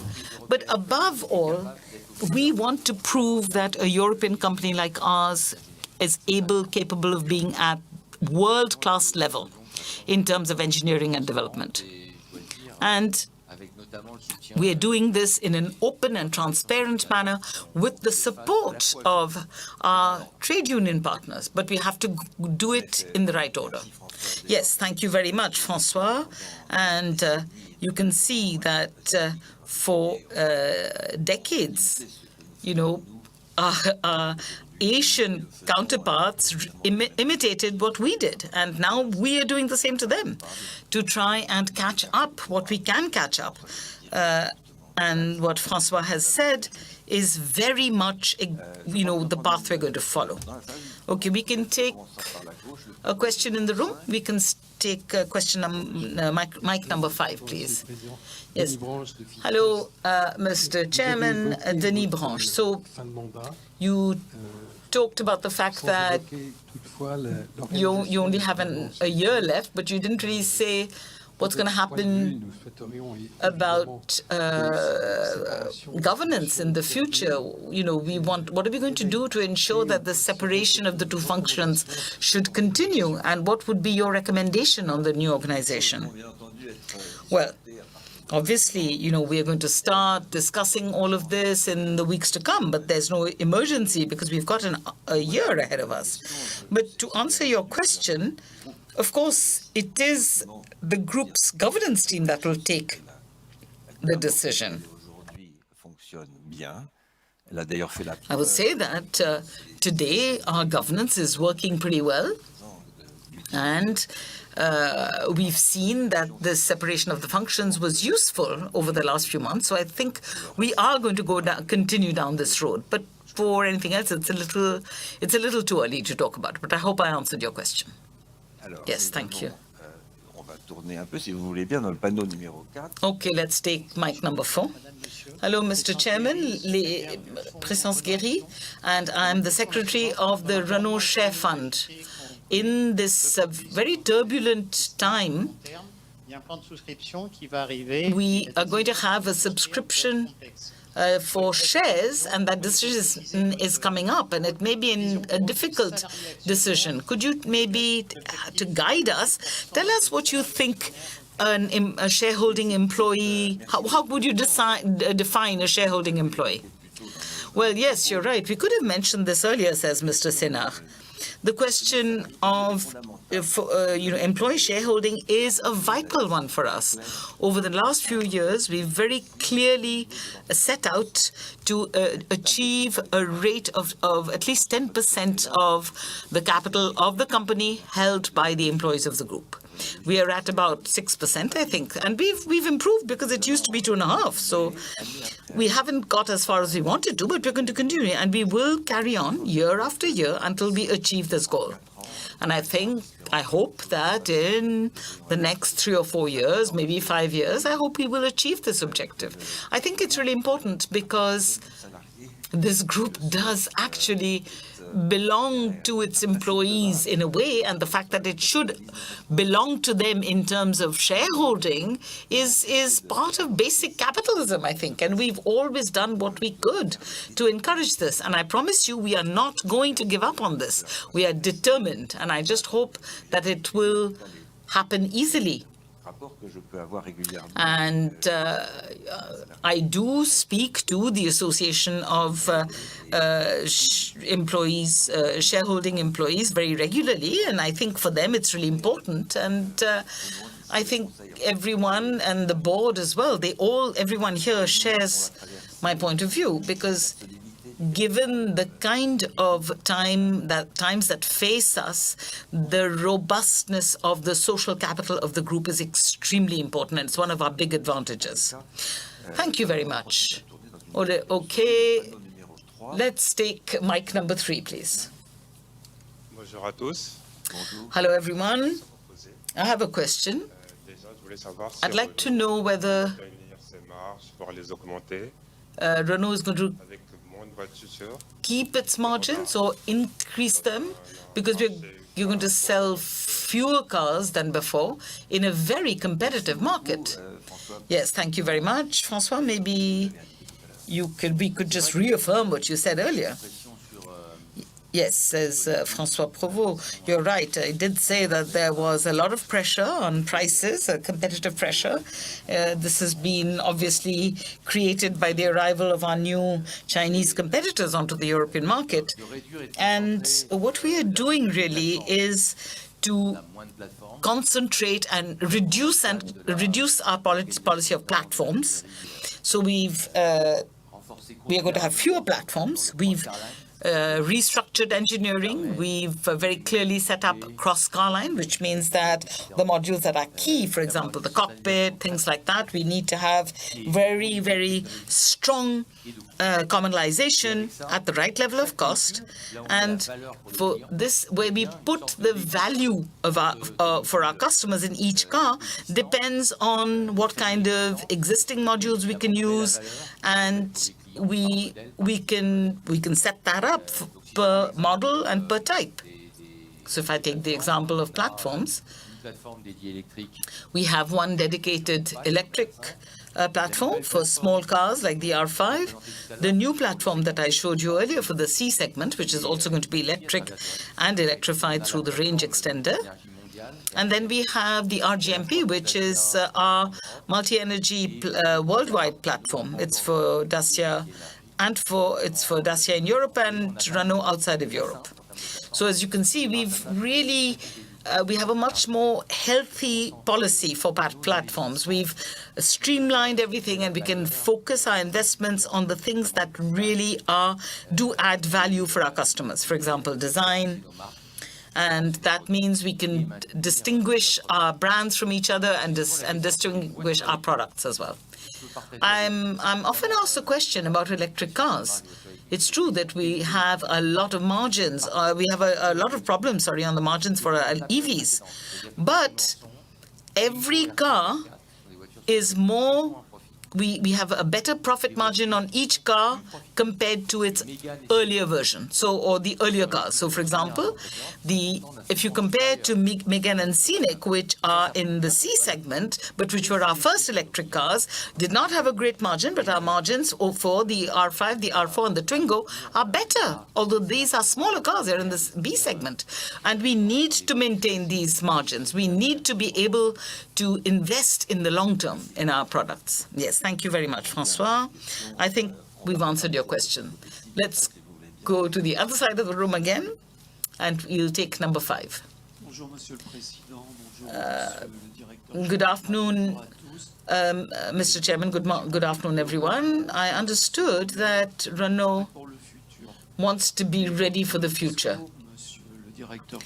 But, Mr. CEO, what I heard from you actually made me feel a bit giddy, because in my memory, I'm thinking of all the problems that have struck your competitor, Stellantis, which was far too ambitious earlier, last year, and I'm very happy to not be a shareholder of Stellantis. So, I agree with an earlier shareholder is that I'm very glad that that there's a dual head to Renault. And I understand, Mr. Provost, that you are very ambitious. That's part of your role. But I'm also very happy that there should be a chairman who can mitigate any excessive ambition. So I'll give you an example. In the production of electric cars, Stellantis is really putting the brakes on, but Renault is speeding up. So for a shareholder like me, it's a bit paradoxical. You wonder what's happening, and I don't really know what to think. So I'd like you to reassure us on this, please. Why has Renault decided to go in the opposite direction to what its competitor is doing? And the second thing is, I have this brochure, the invitation brochure that I had to print out. I had to print it out, but I have a request for you. I know you can't give me an answer today, but I really hope that Renault will think about whether or not, from next year onwards, if a shareholder asks for it, could you send them a printed brochure? Because I do admit that there are shareholders like me who are much more comfortable with paper than with a digital version. Yes, thank you very much. Yes, certainly we've noted that, and we will take that into consideration. I promise you, I do understand. And I will let François answer the question that you asked about Stellantis, but you know that we don't really make comments on what our competitors do. But I suppose, François can give you a more general answer. It's very nice of you to say that I keep a sharp eye on any extravagances, but I assure you that with François today and his leadership team, my role has been made much easier. It's really very serene, actually, now for me. François. Well, yes, when we presented Future Ready on the 10th of March, many of the journalists said to us, you're the last ones to still believe in the electric vehicle. Il y a 15 jours, nous lancions Future Ready. And 2 weeks ago, we were launching Future Ready in India, and journalists as well. Of course, they were Indian journalists, but they always think the same thing. So, are you sure you want to slow down on electric cars? Because the Middle East conflict had broken out between the two.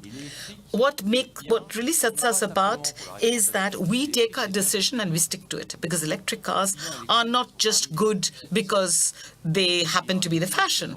It's because they are the best solution for our customers.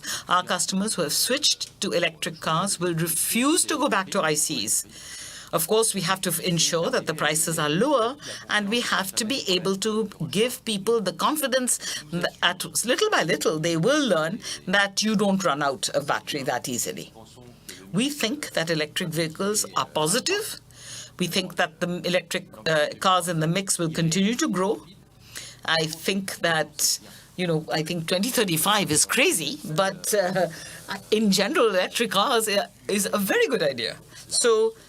And we saw immediately with the price of petrol that has gone up, we have electric car sales that have increased. And we haven't changed our minds even since then. We think hybridization is a good idea. That's why we've got a second pillar. And we will always keep Plan A and Plan B. with the long-term idea of achieving 50-50, 50% electric vehicles and 50% hybrid vehicles. And, all of this is happening, it's all working out in this context that we can all see is so uncertain, where, the European Union decides what is good for the customer. The leadership team and I believe that you need to think about your customer, and everything we've put into the Future Ready plan, we are thinking of our customers. We think that with range extenders, many families will be ready to switch to electric cars. And we have at least 60% people who have family cars who after 2030 will be able to switch to either electric cars or range extender cars. And they'll realize little by little that it really is not a problem, the range. And there are many people who cannot charge their batteries easily, or they don't want electric cars. Well, in that case, our offer will still be great for them. So, we are going to stay consistent and coherent with our choices. We are not going to switch one day to all electric and the next day to all diesel. So I think that it's the customer whom we keep in mind when we make the choices for Renault Group. Yes, thank you very much, François.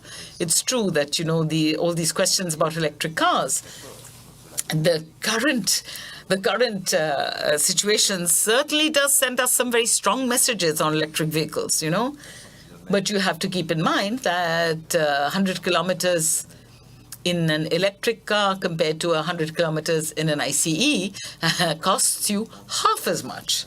So these are elements that people are realizing, and that is why there might be a change of paradigm on that. Okay, let's take mic number 4. Yes, hello, sir. Hello, everyone. So this is the 9th AGM that I've been to in the year, and it's the first time that I've not been asked. I've been told that I couldn't get the consolidated accounts.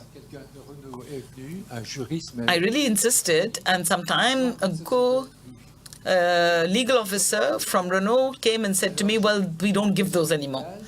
And I said, well, these documents have to be placed it has to be given to shareholders. And he showed it to me under cellophane. And he said, I said I would like to have a copy, and he said no. So the documents are there, but you can't really look at them. So, Mr. Chairman, seriously, how can this kind of thing happen? Don't tell me that it's about the planet or CO2 or paper or anything else. Because the more trees we plant and the more we cut down and pulp, the better it is for the planet. So I really don't think that you should refuse to show shareholders the audited consolidated accounts. So my second question is the dividend. I'm very happy to get a dividend, but is it really reasonable given the context that we're in today and the big losses of Renault? I know that the state is heavily present in your capital.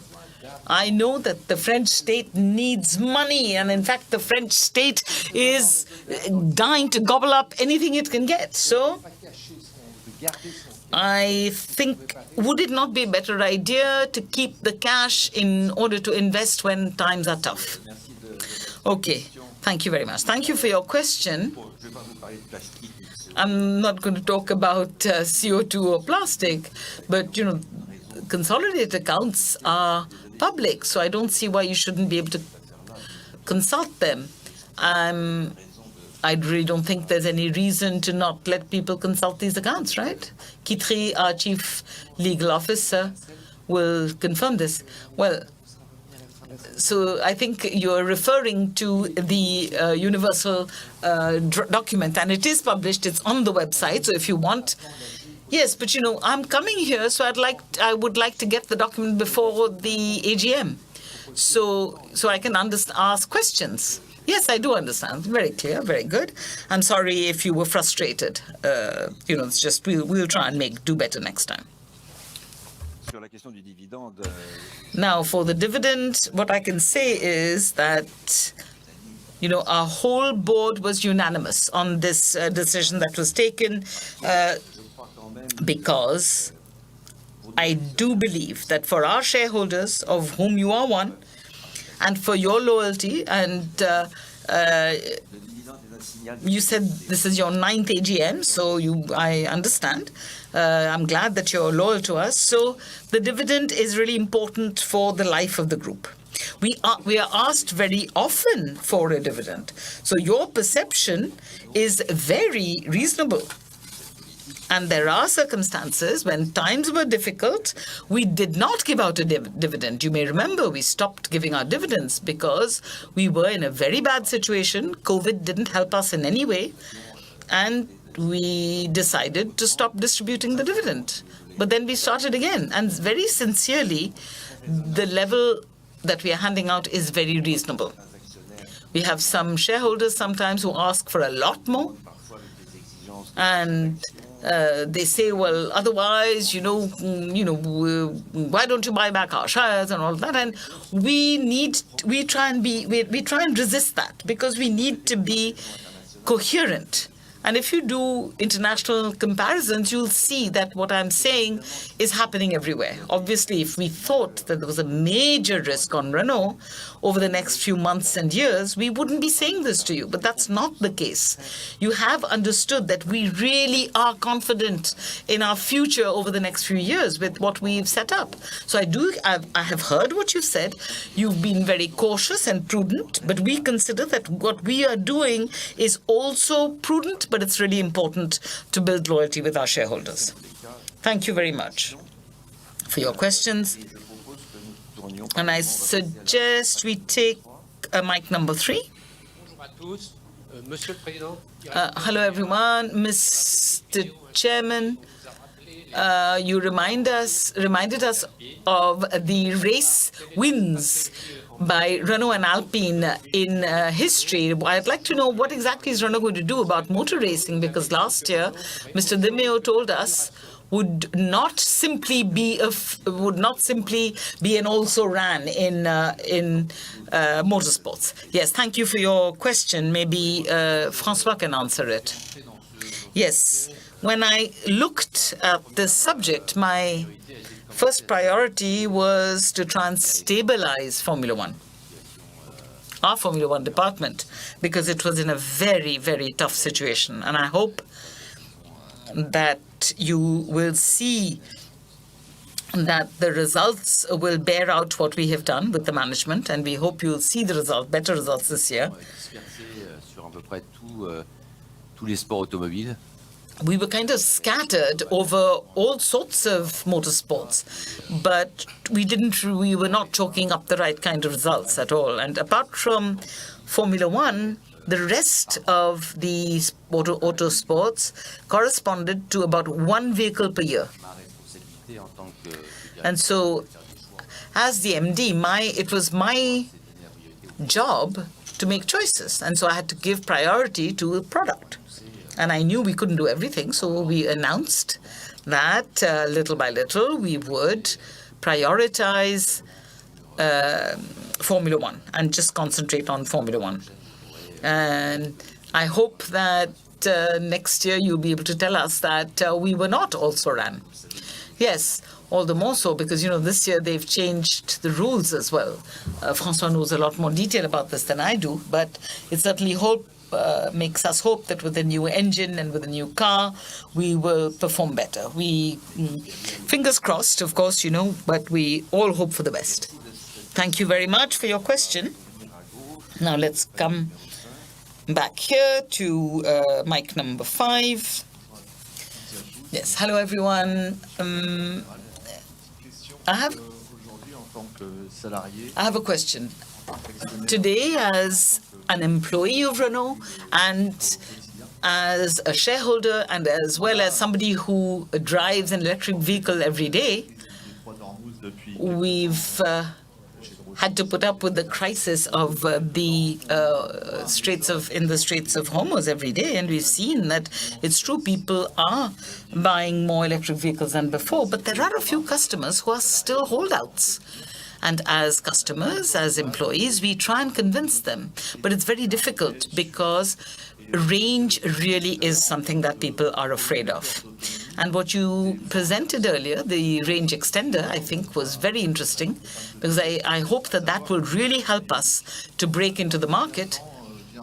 And I'd like to know, when exactly are these REEVs going to be on the market? Yes, thank you. We'd like to present we want to develop every car we develop in 2 years. So in 2 years' time. So, maybe next year we'll tell you it's going to be even faster. No. It's a huge investment in terms of technology. So 2 years. So as you can see, as you said, you told me to keep an eye on what's going on, and as you can see, I am. So I'm quite sure that the range extender will help people to accept electric vehicles more easily. Let's come back to mic number 4. Bonsoir à tous. Good afternoon, everyone. I have 2 questions and a comment.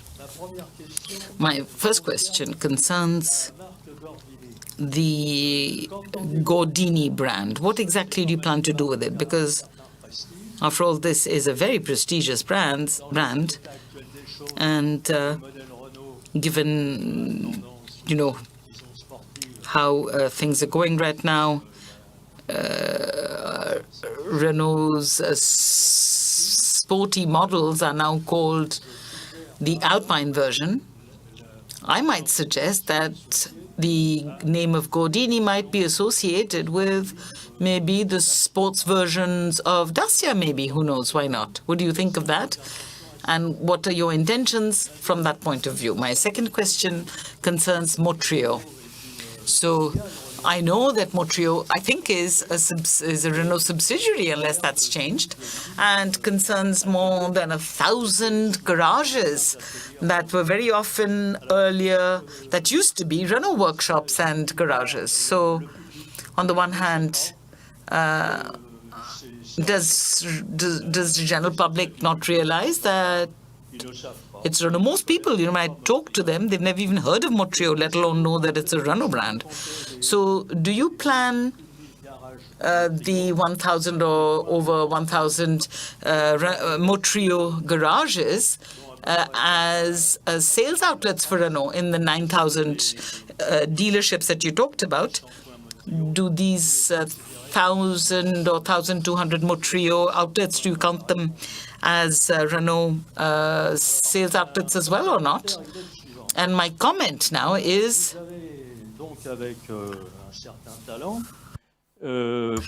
now you really presented the beautiful facade of the company. You were very good at it, but you did not present the back of the building.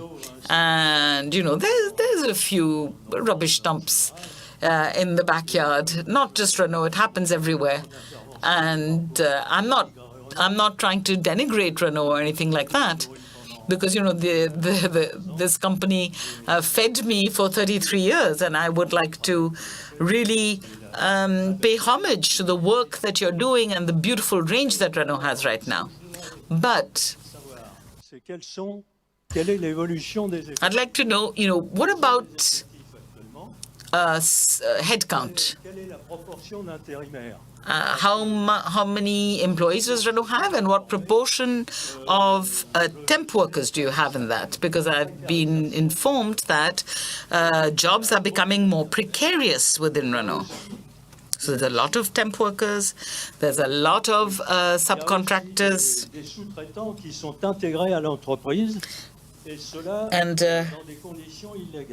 And they are working in illegal conditions. Je le sais, dans la mesure où il y a 2 ou 3 ans, là, l'entreprise a été condamnée. And 2 or 3 years ago, the company had a legal problem for illegal labor. And this had happened before in 2004 under Monsieur Schweitzer. And it has once again been taken to court for illegal labor. So that subcontractors who are integrated into the company, things like that. So please give me some details on this. And thank you very much. And that's a lot of subjects that you've mentioned. So François will start. Yes, let's take them one by one. The Gordini brand, of course we are keeping the brand. There's no doubt about that. There are no projects right now. We've got nothing that we are planning, but I noted your suggestion. The priority of the group is to make a success of Alpine. It's a huge mission. I don't know how many European car makers are continuing to develop a premium sports brand in Europe. We are doing it, and that's what we are focusing on. The A290 is working really well. The A390 that we've just launched has also been very well received. You know that we're working on the platform that's also going to be renewing the A110. And that's what I want our teams to concentrate on, to ensure that it is credible to have a French brand that is premium and sporty. Motrio, the 1,000 Motrio outlets are not counted as Renault dealerships. Qui marche bien, notamment en France. This network is working pretty well, especially in France, so we're going to continue with it. But from a more overall point of view, my priority is to reinforce the retention rate within the Renault distribution network and to resell the car for its second life. As since you know us well, you know that we've always concentrated on customer loyalty during the warranty period, and I think Renault is among the best in that field. So the 4 or 5 years. And we've managed that as well for electric cars. We want to get back the cars for its second life and to be able to sell it again through the Renault network as used cars. And that means that this will give our customers affordable EVs. And that means that customers will have a much longer contact with us during the second life of the car. One of the reasons why people don't buy electric cars, if you think, well, will I buy a 4-year-old electric cars because there's only 4 years left on the warranty for the battery? But now what will happen is that the customer will buy a used car within the Renault network, but they will start with an 8-year guarantee for the battery. So it's much better. So that's what we plan to do. But we're keeping the Motrio network up and running. Now, as far as your last question is concerned, un équilibre d'effectifs intérimaires pour aussi faire face. We are still keeping some temp workers in order to face up to the variability of the market. And sometimes it's difficult for us to recruit people in our plants. And every year we recruit long-term contract holders in our plants. So we keep this balance.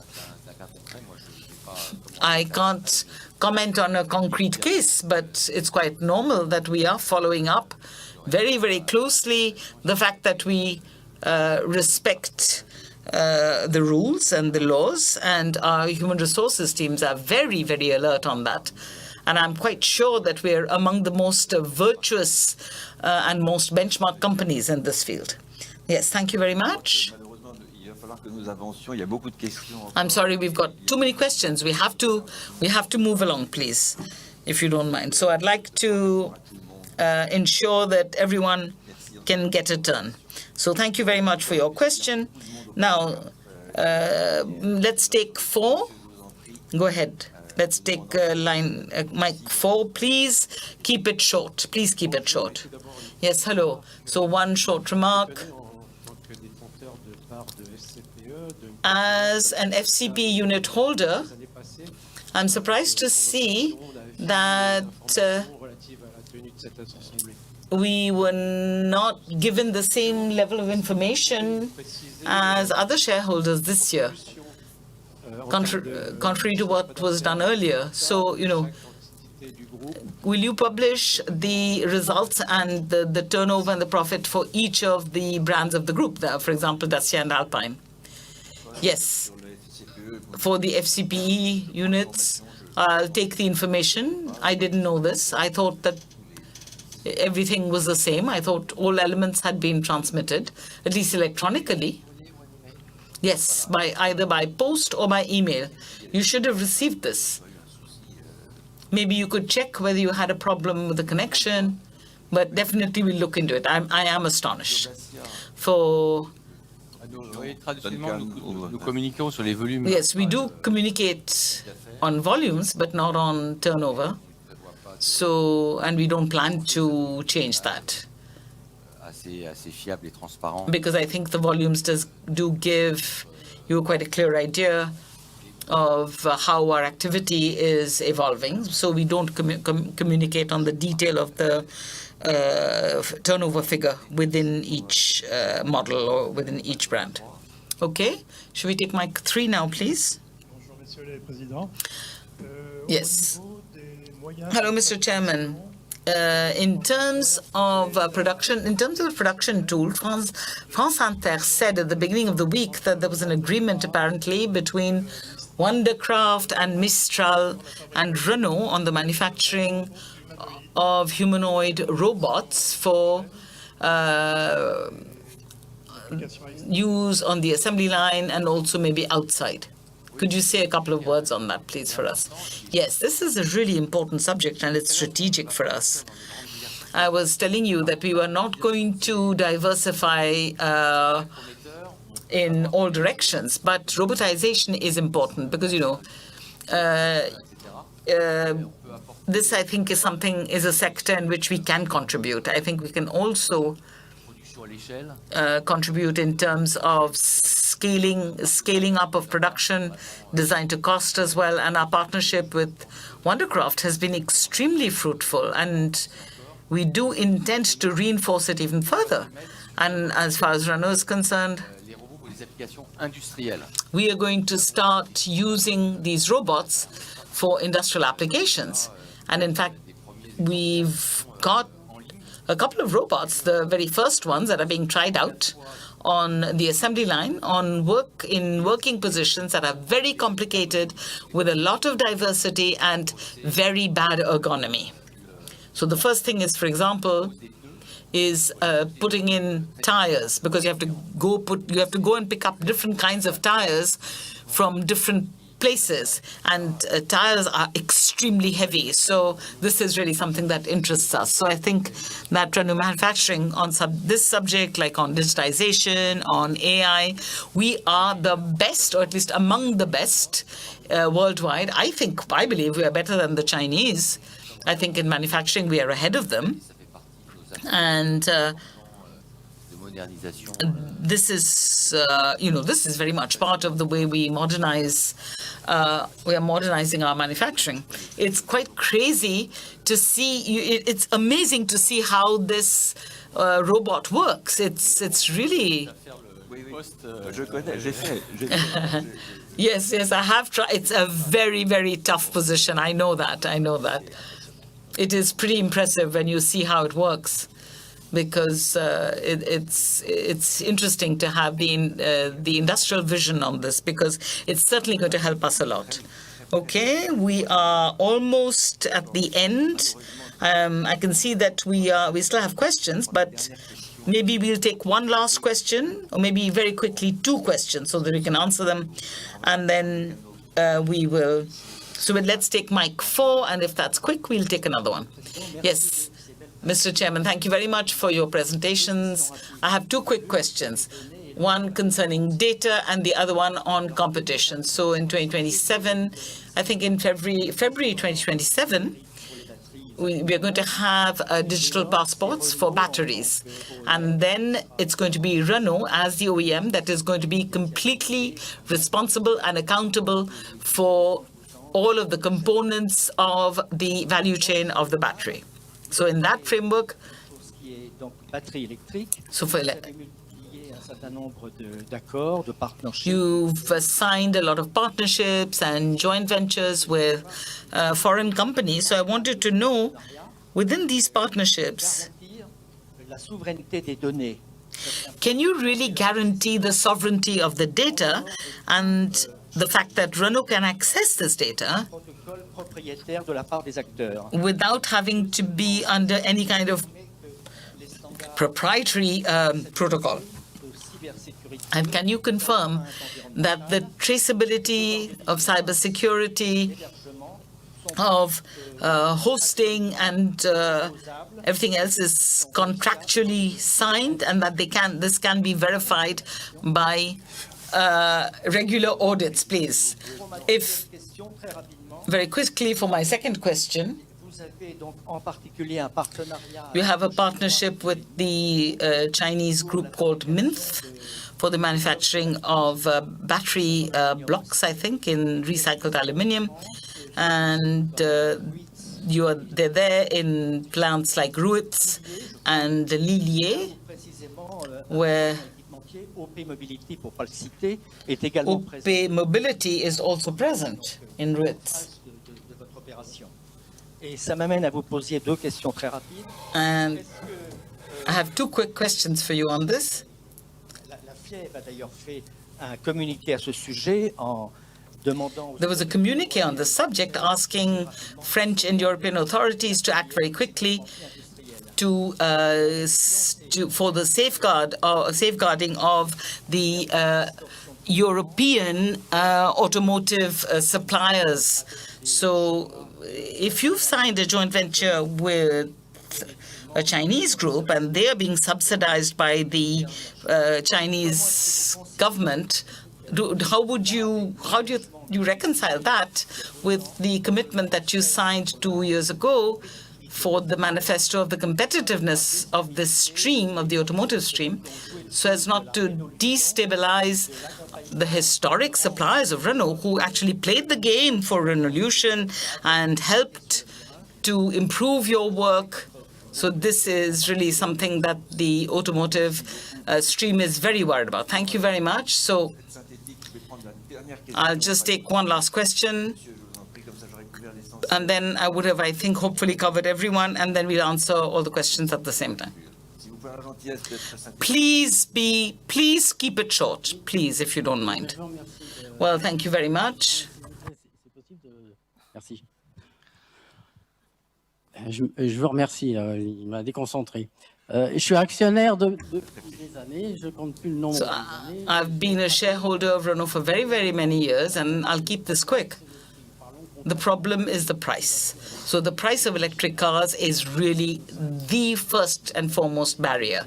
The Renault 5 is a great success, but it's at the same price as a bigger sedan. You said that the price would go down, and it would, after how many years is the price going to start going down? And concretely, for example, the Renault 5 is sold at 30,000 euros. How many thousands of euros can it come down by, and when? That's my first question. And the second question also, I think, is interesting, which my neighbor asked me to ask. At the level of, now you have a defense branch. I'm sure that there's something that you can do in the defense industry, because after all, the state is a shareholder. So have you got orders from them?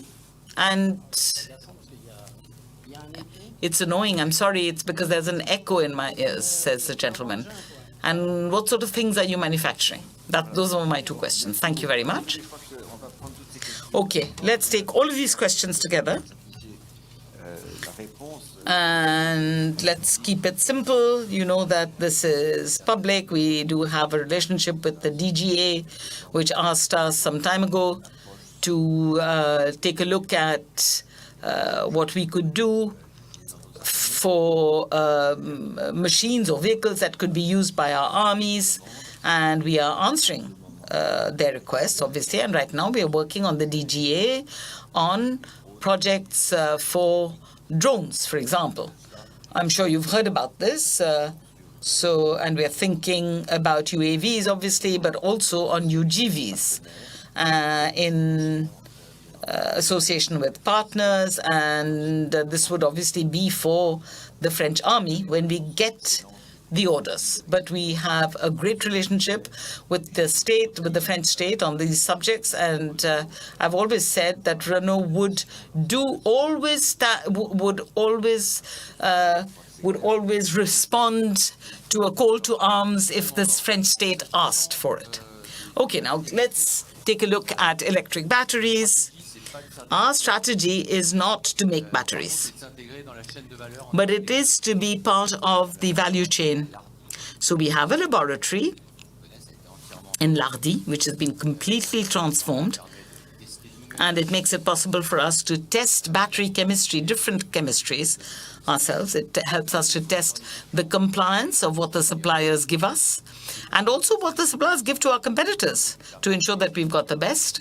And we do all we can to drive down the costs and also, therefore, ensure even more traceability for all of the elements that you pointed out. Now, as far as cybersecurity and data are concerned, our strategy is to host most of our data on the cloud, which is what most big corporate groups are doing. I mean, there's definitely an interest in that. It's quite obvious because, you know, we are, that's not our job. And also, as far as sovereignty is concerned, it's all hosted in Europe. Cybersecurity is an absolute priority, and in fact, it's an obsession. There's not a single month with the leadership team when we don't have at least one session on cybersecurity. And the board asks us to let them know all the time how we're doing in terms of cybersecurity. We take it very, very seriously.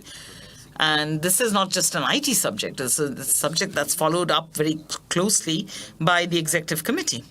Now, MINT, you may like it or you may like it, but you may not like it, but they were the very first to install a plant to make battery packs in aluminium in France.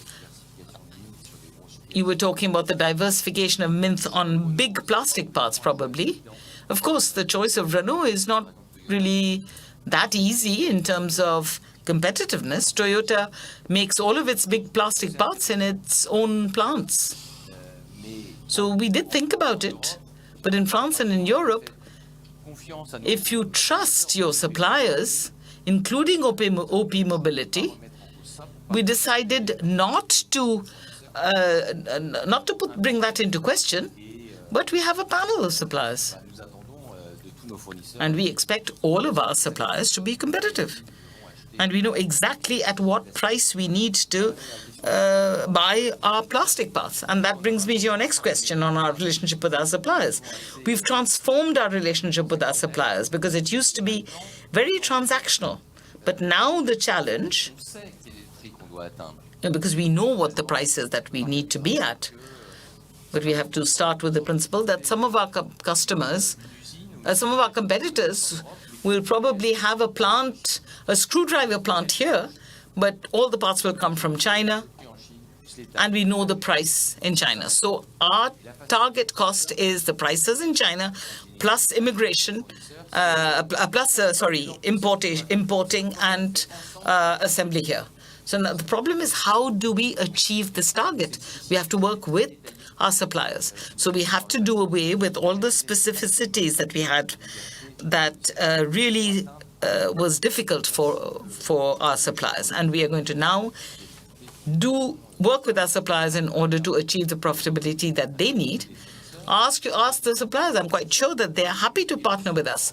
We are the first ones to have done away with the system of tokens, and we're the only ones, I think. We don't have any tokens with our partners anymore, and we regularly reimburse the investments that our suppliers make, and they know that they're going to be paid in cash very regularly.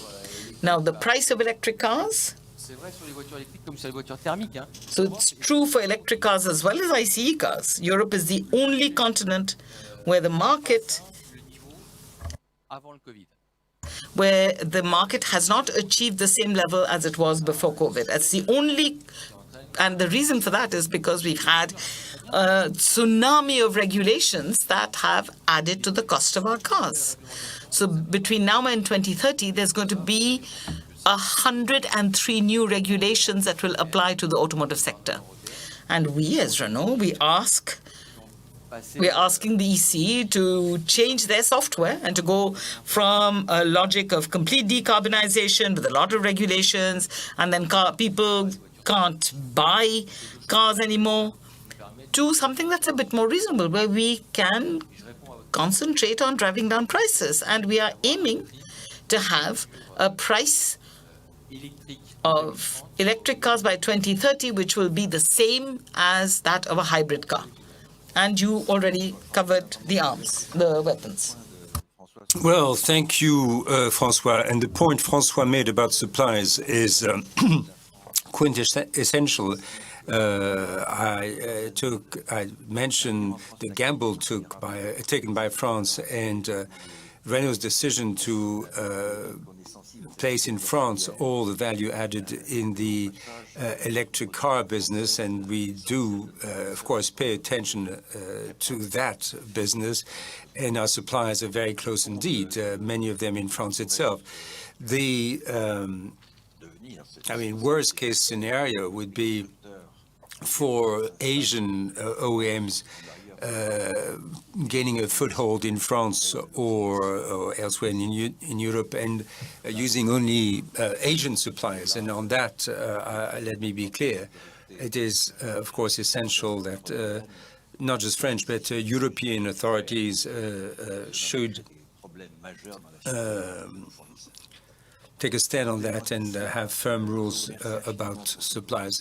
Having said all that, I'd like to thank you all for all these questions, very astute questions, and covering a wide spectrum of issues.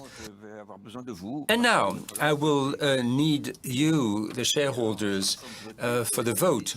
And in terms of vote, well, you'll get your money's worth, as it were, because there are many resolutions up for vote. And I will ask Quitterie to go to tell you all about the process and give you instructions. Yes, thank you, Chairman. And ladies and gentlemen, this meeting is called upon to deliberate on 36 resolutions, of which 25 are ordinary and 11 extraordinary. Before presenting each of the resolutions, I'd like to tell you that the number of shares is 198,825,611 shares, representing 68.38% of the shares carrying voting rights in the ordinary meeting, and 198,825,611 shares, or 68.38% of the shares carrying voting rights in the extraordinary meeting. Same numbers. Anyway, the quorum required for the validity of the proceedings of both the ordinary and extraordinary general meetings have been before. Let's watch this video explaining how the voting device works. Le boîtier qui vous a été remis à l'issue de l'émargement est strictement personnel. Le nombre de voix que vous détenez et ou représentez est chargé dans le boîtier et affiché sur son écran.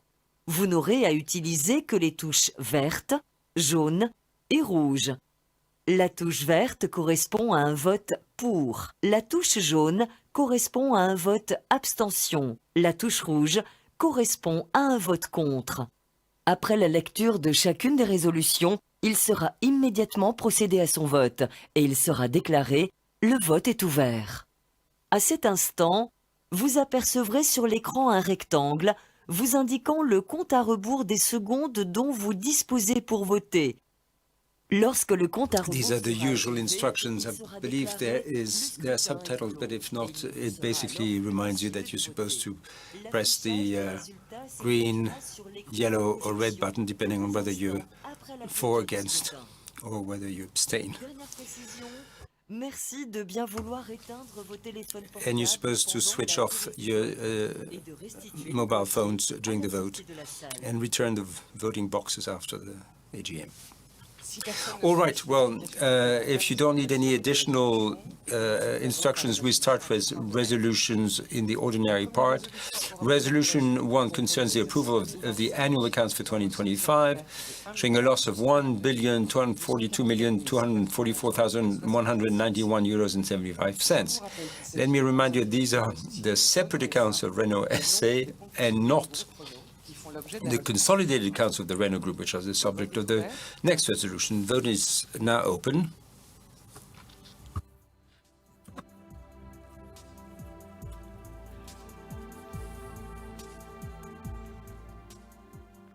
Le vote est clos. Voting is closed and the resolution is adopted. Resolution number 2 concerns the approval of the group's consolidated accounts for the year 2025, showing a loss of €10,794,555.31 euros. Please vote now.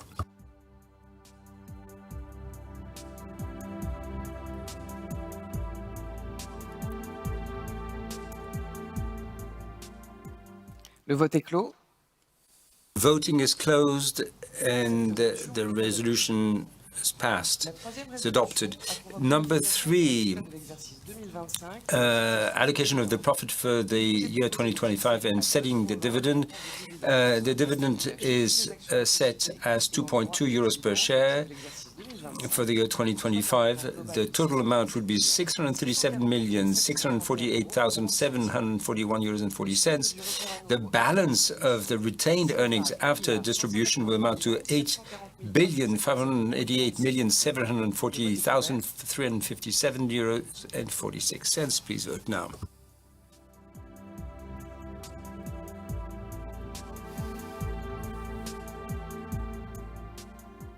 Le vote est clos. Voting is closed and the resolution is adopted. Number 4, take note of the statutory auditory's report on the factors used to determine the amount of the remuneration of redeemable shares. Please vote now.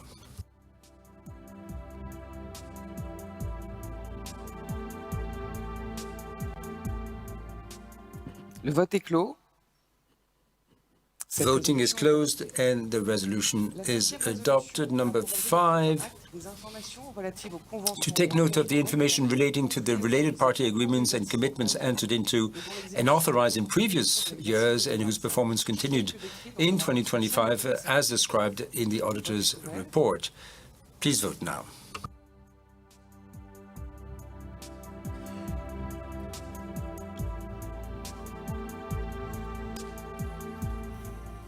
Le vote est clos. Voting is closed and the resolution is adopted. Moving on to resolution number 6, to approve the related party agreements entitled umbrella agreements entered into between the company and Nissan on 31 March. Nissan will not take part in the vote.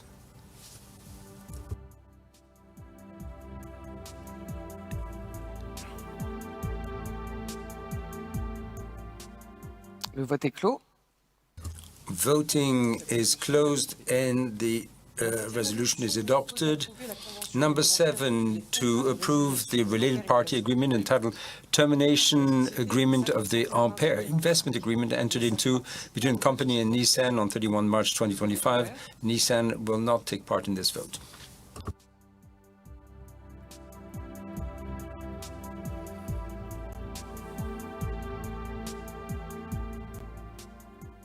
Le vote est clos. Voting is closed and the resolution is adopted. La 8e résolution vous propose d'approuver la convention réglementée intitulée Second Amendment. The next one is number 8. Again, the related party agreement, second amendment to the framework agreement entered into between the company and Nissan, of course, is not taking part in this vote. Please vote now.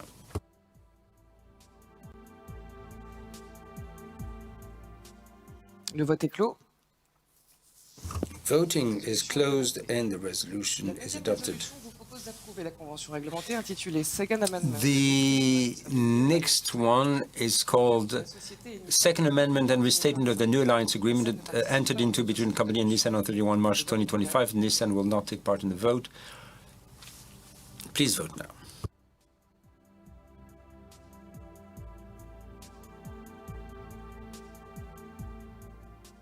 Le vote est clos. Voting is closed and the resolution is adopted. Resolution number 10 proposes to ratify the co-opting of Mr. François Provost as a director to replace Mr. Luca Di Meo for the remainder of the latter's term of office, i.e. until the end of the 2027 AGM. Please vote now.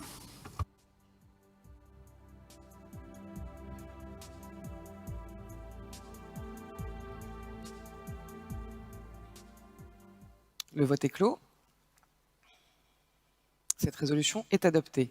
Sorry, voting is now closed. Resolution number 11 to appoint Mrs. Marie-Josée Doncion as an independent director for a term of 4 years. Please vote now.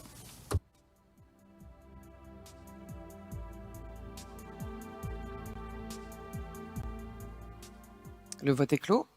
Voting is now closed and the resolution is adopted. And I should like to congratulate Marie-Josée Doncion and welcome her to the board. La 12e résolution. Number 12, to renew KPMG's appointment as statutory auditor for a period of 6 years. Please vote now.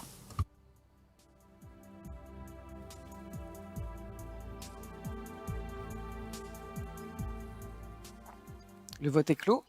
Voting is closed and the resolution is adopted. We move on to number 13, to renew the appointment of Forvis Mazars as statutory auditor for a period of 6 years. Please vote now.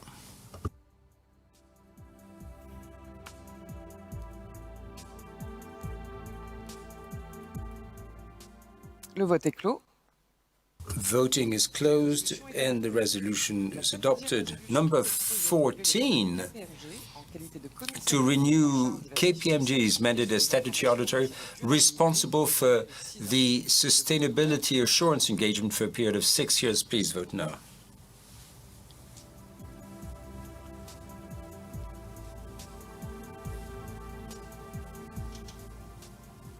Le vote est clos. Voting is closed. Cette résolution est adoptée.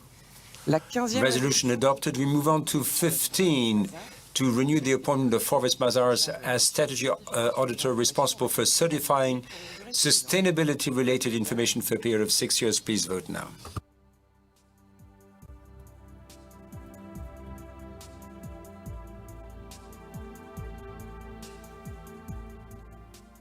Le vote est clos. Voting is closed and the resolution is adopted. We move on to number 16, and this is approving the information relating to the compensation for the year 2025 for all corporate officers. Vote, please vote now.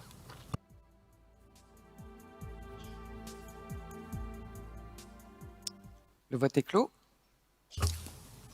Voting is closed and the resolution is adopted. We move on to number 17, to approve the compensation paid during or awarded for the year 2025 to Jean-Dominique Senard, who's the chairman of the board. Please vote now.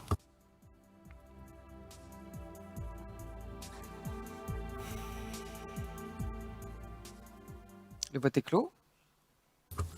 Voting is closed. The resolution is adopted. We move on to number 18, to approve the remuneration paid during or awarded for the year 2025 to Mr. Luca Di Meo, CEO till 15 July 2025.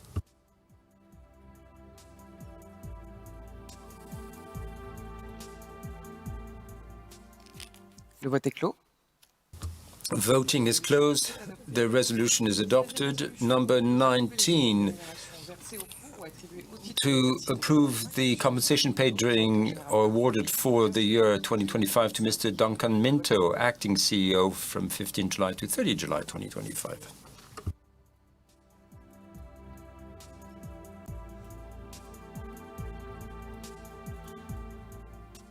Le vote est clos. Voting is closed and the resolution is adopted. Number 20, to approve the compensation paid during or awarded for the year 2025 to Mr. François Provost, CEO, with effect from 31 July 2025. Please vote now.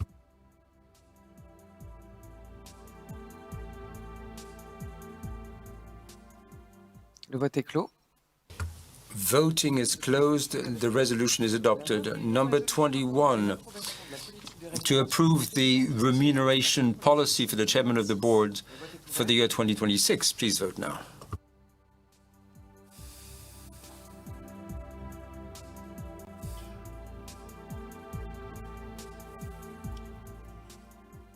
Le vote est clos. Please vote now. Voting is closed and the resolution is adopted. Number 22, to approve the compensation policy for the CEO for the year 2026. Please vote now.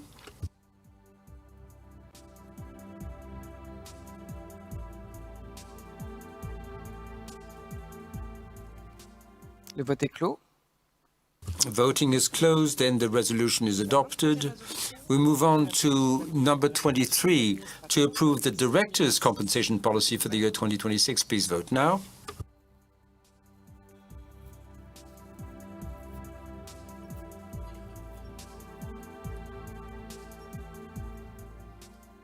Le vote est clos. Voting is closed. Cette résolution est adoptée. La 24. Resolution adopted. Number 24, to authorize the board of directors to buy and sell shares of the company for a maximum period of 18 months and up to a limit of 10% of the share capital. The authorization enables the company to implement its own share buyback program. Please vote now.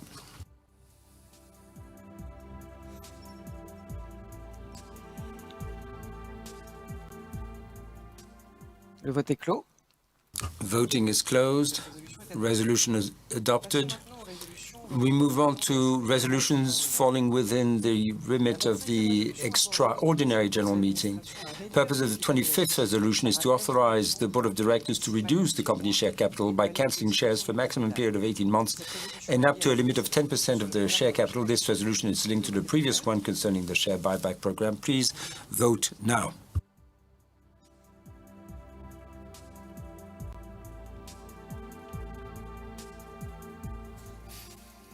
Le vote est clos. Voting is closed and the resolution is adopted.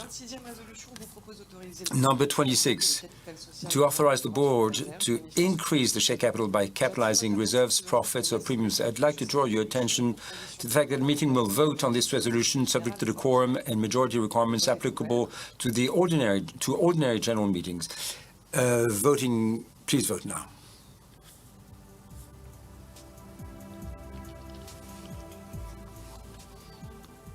Le vote est clos. Voting is closed and the resolution is adopted. Number 27, to delegate to the board of directors for a period of 26 months the authority to increase the share capital whilst maintaining shareholders' preemptive subscription rights. Please vote now.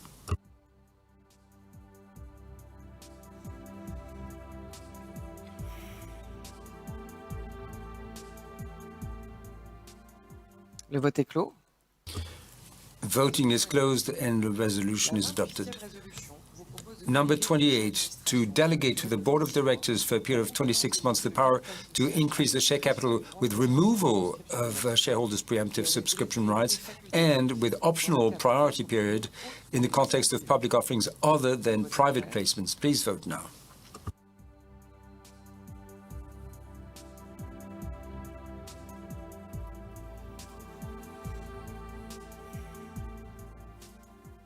Le vote est clos. Voting is closed. Resolution is adopted. Number 29, is to delegate to the Board of Directors for a period of 26 months the power to increase the share capital with removal of shareholders' preemptive subscription rights by way of private placements with restricted circles of investors or qualified investors. Please vote now.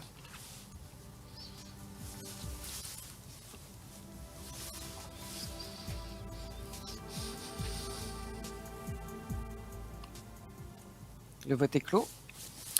Voting is closed and the resolution is adopted. Number 30 is to delegate to the Board of Directors for a period of 26 months the powers necessary to increase the share capital in consideration of contributions in kind that may be made to the company. Please vote now.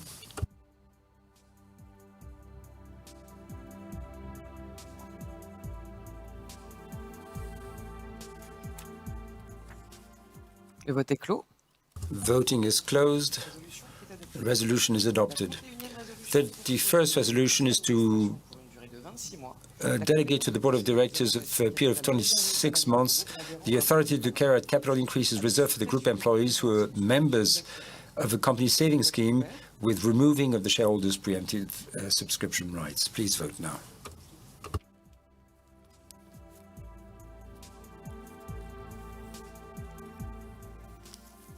Le vote est clos. Voting is closed and the resolution is adopted. Number 32, to amend paragraph C of Article 11 of the company's Articles of Association relating to the procedures for appointing directors representing employees in order to comply with the new regulations on gender balance on boards of directors. Please vote now.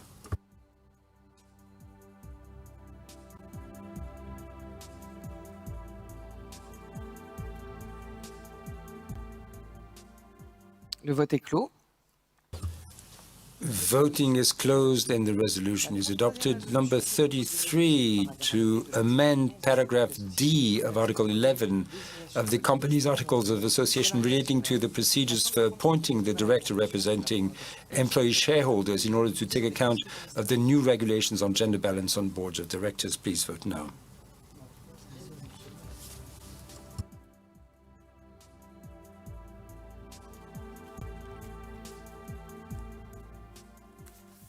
Le vote est clos. Voting is closed. The resolution is adopted, sorry. Number 34 is to amend Article 13 of the company's Articles of Association to clarify the procedures for the Board of Directors to take decisions by written consultation. Please vote now.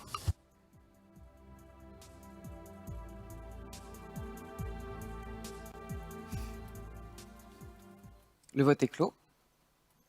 Cette résolution est adoptée. Resolution is carried. We move on to number 35 to amend paragraph A of Article 11 and Articles 12, 13, 15, 17, and 25 and 28 of the company's Articles of Association, in particular to comply with recent legislative and regulatory changes. Please vote now.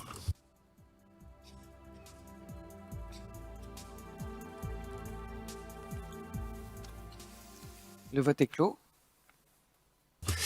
Voting is closed and the resolution is adopted.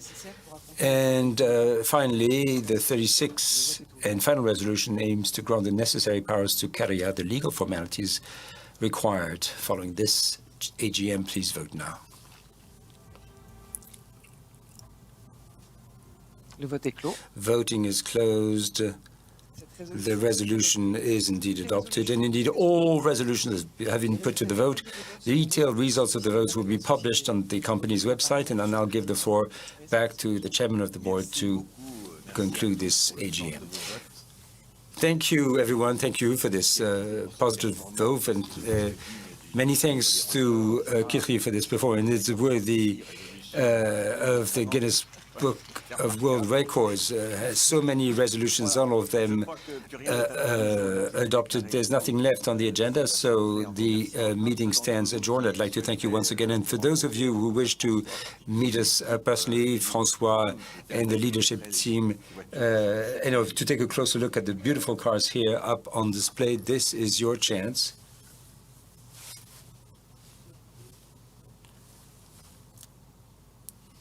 Well, to anybody listening, this is the end of the broadcast.